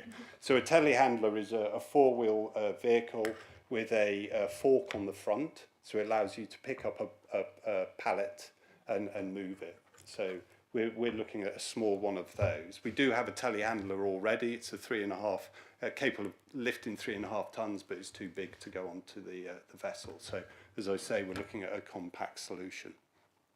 Thank you. And my next question was around the actual plan itself, and I'm recognising the objection around the loading and turning area and where it is next to the summer house. And the plan itself, I mean, is there any way is there any particular reason why it has been put where it is next to that summer house? Is there any option to move it further away from the summer house so it doesn't have so much of an impact on the neighbours? So we are constrained on, it's a very, very small footprint there. And one of the reasons that we're coming out, we need to replace the seawall anyway, so it's an opportunity, but that gives us an opportunity to operate in a safer way when we're dealing with vehicles. The reality is that turning area is primarily for vehicles to turn, so cars to turn. There may be opportunities at some points to bring a truck in, but that would be sort of by exception. Usually what happens, trucks come in and pull up outside the site and bring their cargo into the site, so they push it in. The catering trucks that deliver for the National Trust and for John Lewis, that's the way they currently operate, and I wouldn't see any difference to that. And also as well, you know, bin lorries, they would be coming to the site as well. They have done historically. They would be parking out on the road and the bins would be pulled out to the truck. Is just once again, it's about these operating times. The opening hours are 7 to 11. It just seems quite broad compared to how the ferry is running at the moment. And I'd be really looking at that and how we can actually make them a little bit more sociable hours for the people who live in close proximity. So 7 till 11 is historically what the boats have run. So that when I talk boats, that's the staff boats. So the National Trust run their own boat, and also John Lewis run its own boat as well. So a staff boat, is that the transport to get the staff from? Absolutely right, yeah. And obviously, you know, the requirement to run up to 11 o'clock, John Lewis run a bar within the castle there. And so, you know, the bar staff are often the last people to come off the island after the bar closes, hence the reason for that last vessel. Can I just add to that as well? Just that currently there isn't a restriction of use within the site, and a lot of this is already is going to be the same as existing. They're not proposing to increase the journeys by masses. It's just creating better facilities so that they can do those extra things like the skips and getting the contractor vans across. The ferry is going to run as existing. And they're not proposing big changes to the transit of cargo, etc. So that's more or less what my question was about. What the bar staff from John Lewis, for instance, do now. When you know, what time are they brought back? But you're saying it's unlimited, so it could be after midnight or. Yeah. Thank you. Yes, Francis. Sorry, can I just add as well that highways are supporting this scheme. That they've obviously had a look at the turn and they're supportive of it, as are environmental health in terms of obviously for noise. And obviously, we don't want to be negotiating a new scheme. We'll have to determine what's in front of us right now. Thank you. And Councillor Salmon. Thank you. I think others have covered most of my questions, but one which came up from the objector's speech was around a noise assessment. So can I just ask for some clarification on whether a noise assessment has been carried out, whether it should have been? I heard Francis just say about environmental health being happy, but could we just have a little bit more on that? Thank you. Yeah, the consultation response from the Environmental Health Officer was that he didn't require a noise assessment and didn't consider that the proposals was going to increase that of the existing relationship sufficient to warrant an assessment. Thank you. Councillor Sidway. I have a couple of questions. It was mentioned, I think, by the objector about turning in a forward gear. And I don't know if that is that a rule? Is that something that we have to do? Because I looking at this plan, I'm not sure you could turn a car in a forward gear. You're going to have to do a 3-point turn, and I think that's the point they're raising. So some clarity around that would be useful. Yes, the proposals do introduce an improvement to the existing situation, and that's because they're not proposing a new access, and there will actually be more space in the site than existing for cars to turn. And although leaving the site in forward gear will be preferred, highways haven't objected to this because it wouldn't be dissimilar to the existing situation. I think for me, the cars are probably not the issue. It's any other vehicles that are in there. So were there more industrial vehicles going in there and expected to turn? Because then I think that was when you get the reversing and the bleeping and the which was mentioned. I think the intention is that those would be on the outside of the site, as John explained, and that there isn't an expectation that they would come within the site, except the telehandler, which would be the potential bleeping within the site. Okay, so effectively that would be very similar to as it is currently, other than the telehandler, which we don't know enough about yet, really. It's mentioned, does the telehandler bleep in reverse? I think was asked as well. I would imagine it would do for security reasons, but as we said, it was probably going to be used once a day. Okay. My other question was really around the hours and whether there shouldn't be different hours for different things, because I think the ferry's bringing the staff back and forwards. That's clearly what's going on now, so that's fine.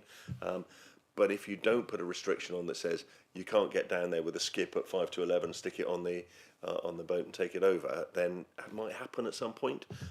So maybe you could have different hours for different activities. I'm not sure. Yeah, maybe so much something about vessels for carrying people. Yes. For maybe these extended hours, but for carrying cargo, limit it to something a bit earlier. Yeah, it could be 8 o'clock, for example, Yeah. in the summer, and or I mean, daylight hours was mentioned, which doesn't seem unreasonable because daylight hours in the summer could be quite late. So could be 10 o'clock or more. 8 o'clock might be more reasonable, but.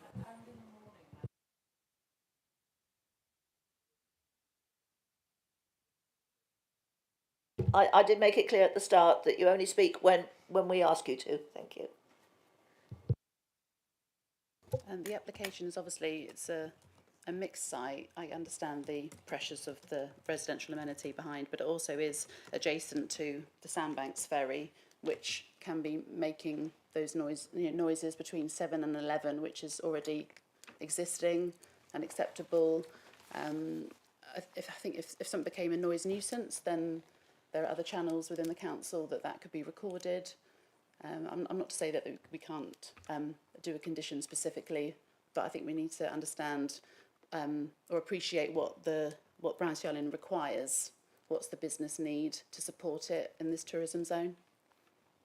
Yeah, thank you. So, any more questions? Councillor Sidway. I think it's a question. The other thing I noted down was what currently happens, if I understood correctly, is that you bring this stuff from Poole Quay, and that takes 20 minutes longer. And is there any particular reason why that shouldn't continue for the bigger, noisier, heavier things. So that would absolutely be the case. So for larger items, we've got no capability to move some of the biggest things. We get like excavators and so on brought onto the island.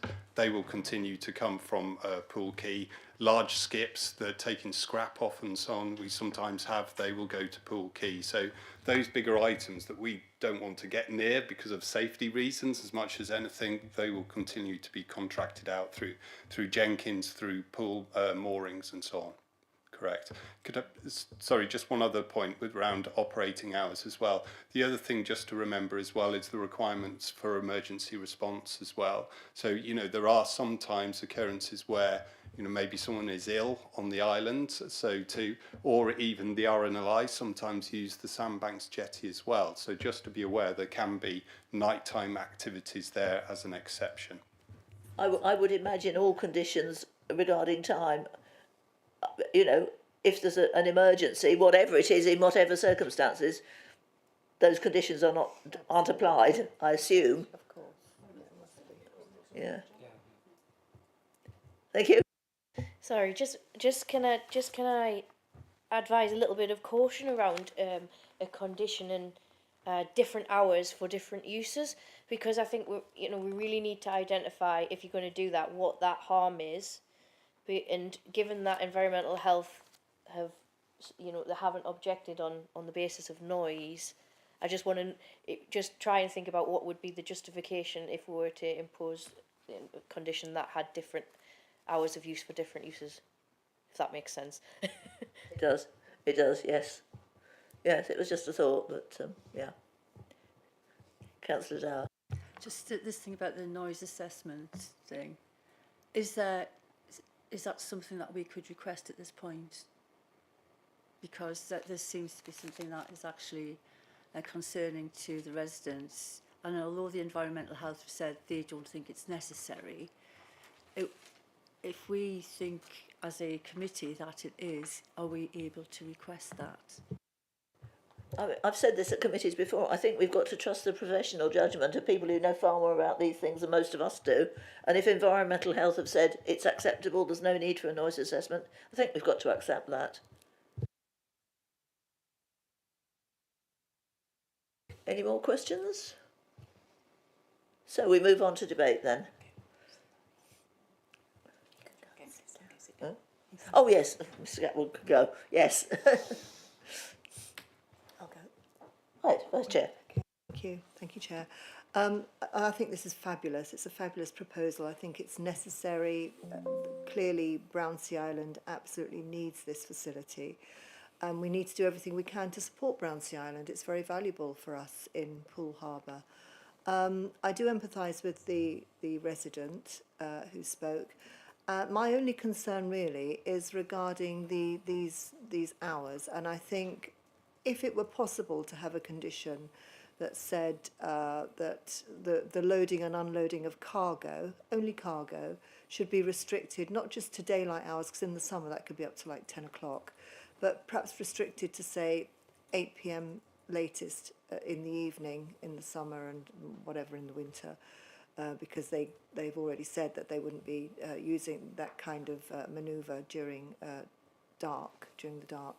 So I would be very happy to support this application. My only concern, as I've said, is regarding the movement of cargo at night time. Thank you. Anyone else? Councillor Sid. Yeah, I mean, I think I'd agree completely with the Vice Chair that it's a good proposal. We need to do something because clearly it's failed. So something needs to be done fairly quickly. And I hear what Francis says about the conditions, having different conditions, but I think the specific loading of cargo could be identified as a condition that could be put on, and I don't think that would be unreasonable for us to suggest it. Thank you. Councillor Dower. Yes, sorry. So this was mentioned earlier about the fact that it's starting at 7 a.m. in the morning as well. So could it be that we say that if we're going to put this as a condition, if it's possible, maybe starting at 8 a.m., which is a little bit later, a little bit more reasonable for people who live, and then, as you say, 8 p.m., so that just makes it a little bit more acceptable. Are you talking just about cargo? Because Yes, I imagine cargo. there may be times when staff have to Just get over cargo, earlier just than cargo. that. You're just talking cargo, right? So are you making that a formal proposal for an amendment? Sorry. From my experience, the only issue I would have with that is that often deliveries come quite early, sort of 7 a.m. and so 8 a.m. would be too late, I think, for the starting period, because delivery people do tend to get there, earlier. Yes, Mr. Bishop. Yes, Shelley, you might be better to correct me, but I think there's also an intention for that extended period, so there's not a clash between the passenger ferries and then the deliveries. So actually, if you're shortening those hours, then you're shortening the scope for their commercial activities, and then that will obviously have an impact. Is that correct? Yep. Can I come in? Case others. Just to say, as part of paragraph 69 in my report, government guidance regarding noise nuisances and how the councils deal with complaints defines night time as being between 11 p.m. and 7 a.m. And then therefore it's considered that the condition would not have a significant impact on noise impact if it went up to 11 p.m. Thank you. And can you remind us how the distance of number 130, which seems to be the only house in the area, is from from the key area? The house itself is over 20 metres from the boundary with the quayside. Yeah. And what is there between? Is it open or are there trees? Or? There are trees, yes. Yeah. Yeah. So it's well screened and probably sound muffled as well. Yeah. I wouldn't want to say that. I'm sorry, will you please sit down? I'll show you this picture. I'm just showing the plan, and that there are trees to the section of the site, the southern section of the site.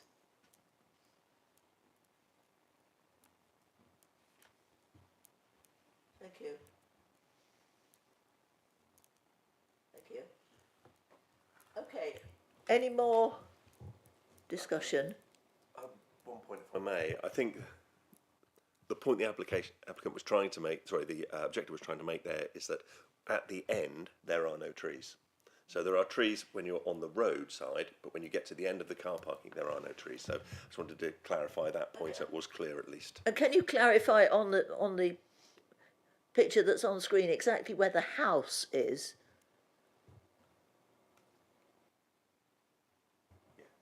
Yeah, this house. Yeah. Right, thank you. That's much clearer. Thank you. So, any more debate?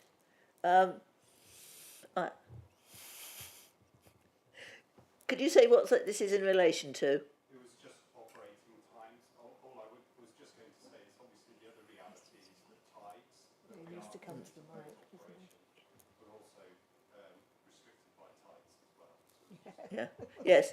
The representative of the applicant has just reminded us that tides are an issue for timing, which is obviously very relevant in that area. Any more comments? Right, well, did you actually make a proposal? No. Right, well, I mean, I agree with everything that's been said. This is, there's no more parking proposed than exists now, differently arranged, admittedly, but no more vehicles. It doesn't sound as though there's going to be much activity that doesn't happen now. It's just going to be better catered for, better facilities for people waiting for the boat, the ferry. I was down there the other day in the rain, and the existing shelter for passengers is well, it's not very big. I think smaller than the proposal, although this isn't huge. And it was well away from the ferry. You know, it wasn't very pleasant for them. So everything we can do, as the Vice Chair has said, to help Brownsea and the tourism in that area can only be a good thing, within reason, obviously. I don't see that it's going to be a major issue, because if the delivery vehicles and so on, refuse vehicles, are parking outside on the road, that's no different from now. So I think this is, on the whole, a commendable scheme, and I'm very happy to support it. So I'll move that we vote in favour. Do I have I don't think technically I need a seconder from the chair, but do I? But anyway, have I got a seconder? Ah, Yes, I'll second it. thank you, Councillor Adams. So, Councillor Salmon?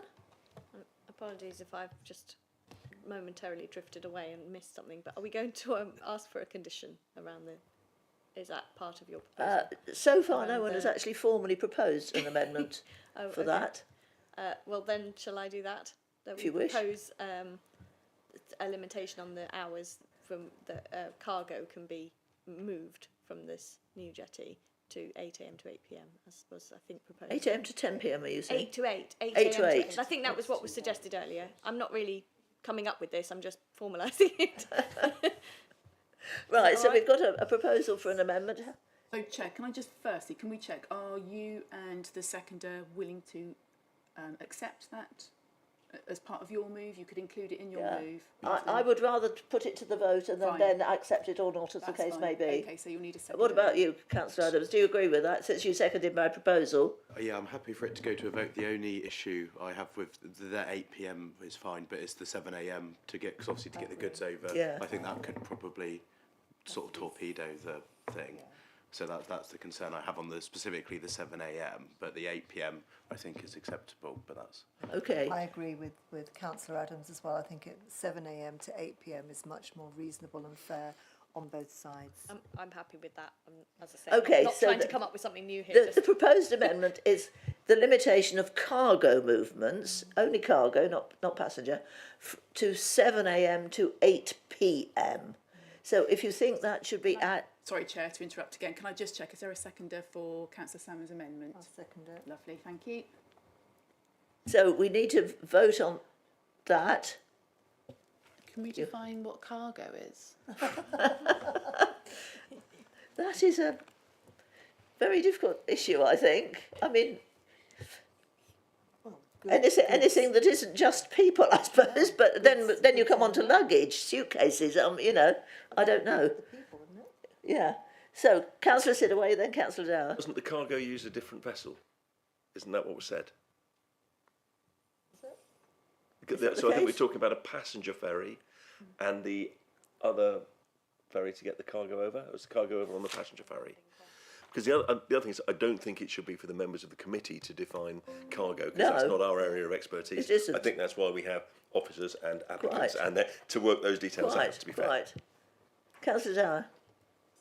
I concur with Councillor Sidaway. But we haven't got an answer about whether they are the same vessel or different vessels. Can we ask the Yeah, for once he's not reacting.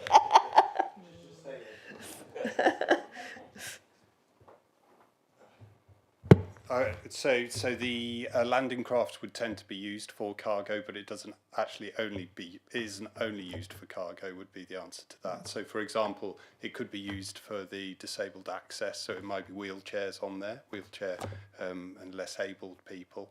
So, yeah, that would be. And I would say around the deliveries, you're absolutely right. Sometimes we already have deliveries before 8 a.m. at the moment, so all the foodstuffs that come in are typically before then. Okay. In terms, I'm thinking about the cargo point. In terms of cargo, I take it you're not talking about people. You're not talking about wheelchairs. You're talking about the things like skips and. Yes, yeah. and food or you know, goods, right. Gifts for the gift shop, things like that. I would assume. Just to help us define that, yeah. Things of a broadly commercial nature. Is there a way to say that in such a way that a person with a reasonable view would assume that this was cargo and this wasn't? Yeah. Because you've seen that type of condition written down before, where you expect a normal member of the public would say that is cargo, and use that type of definition. Because I think we know what we're talking about, we just can't write it down. You've got to keep people. Well, I don't know whether any of the officers can help us on this one. I mean, we haven't even put it to the vote yet, so it may be lost anyway. So I think you can just state non-person cargo, so that implies anything that's not a person. Yes, or non-personal, because wheelchairs. Well, that's still a person, isn't it? Well, it's personal, but it's not So a person. Yeah, I think non-person should suffice. Yeah, Councillor Dower. I'm just thinking, it's not specifically the cargo on the boat, on the vehicle that's the problem. It's the usage of the, whatever it's called, the telehandler to load the cargo. That is the problem. So do we say the usage of the telehandler during those times cannot occur? Would the telehandler have to be used for wheelchairs and things like that? I don't know. No is the answer we're getting. That actually probably is a more sensible thing. So the people who put the motion. Oh, wait a minute, Councillor Martin first. Yeah, I was just saying that because I think it is the telehandler that's the problem. Because I was thinking as well, in that area, there's a shop across the road from where the site is, and there's also the Haven Hotel, so they'll be getting deliveries at 7 o'clock in the morning, probably earlier. So I think it's just the noise of the telehandler, because the vehicles aren't coming onto site anyway. So I think just restrict the telehandler. Yeah. Right. So the proposer and seconder of the amendment, are you happy to change it to restricting the use of the telehandler between the hours of what is it, 7 a.m. and 8 p.m. Is that what we're talking about? Yeah. Restrict the telehandler from 8 till 8 o'clock in the morning. No, I think it needs to be 7. I think the majority seems to be saying 7. So let's vote on the amendment first, and then we'll put the substantive motion, amended or otherwise, as the case may be. So if you wish to support the amendment that the use of the telehandler be restricted to the hours of 7 a.m. to 8 p.m, vote now. Vote in favour now, and then we'll come on to those against in the 1, future. 2, 3, 4, 5, 6. Those against? None. Abstentions? 1.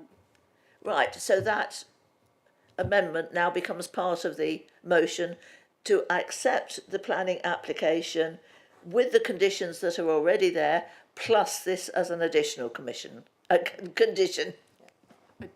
Chair, just to clarify, as with the previous application, there were amendments in the update, the committee addendum. Yeah. But what's on paper on our agenda and addendum, plus this additional one. So if you are happy to vote in favour of the proposal, vote now. 1, 2, 3, 4, 5, 6, 7. That's unanimous. Thank you. So unanimous, no opposition, no abstentions. So thank you, everybody. That brings us to the end of the meeting. Thank you very much. Good.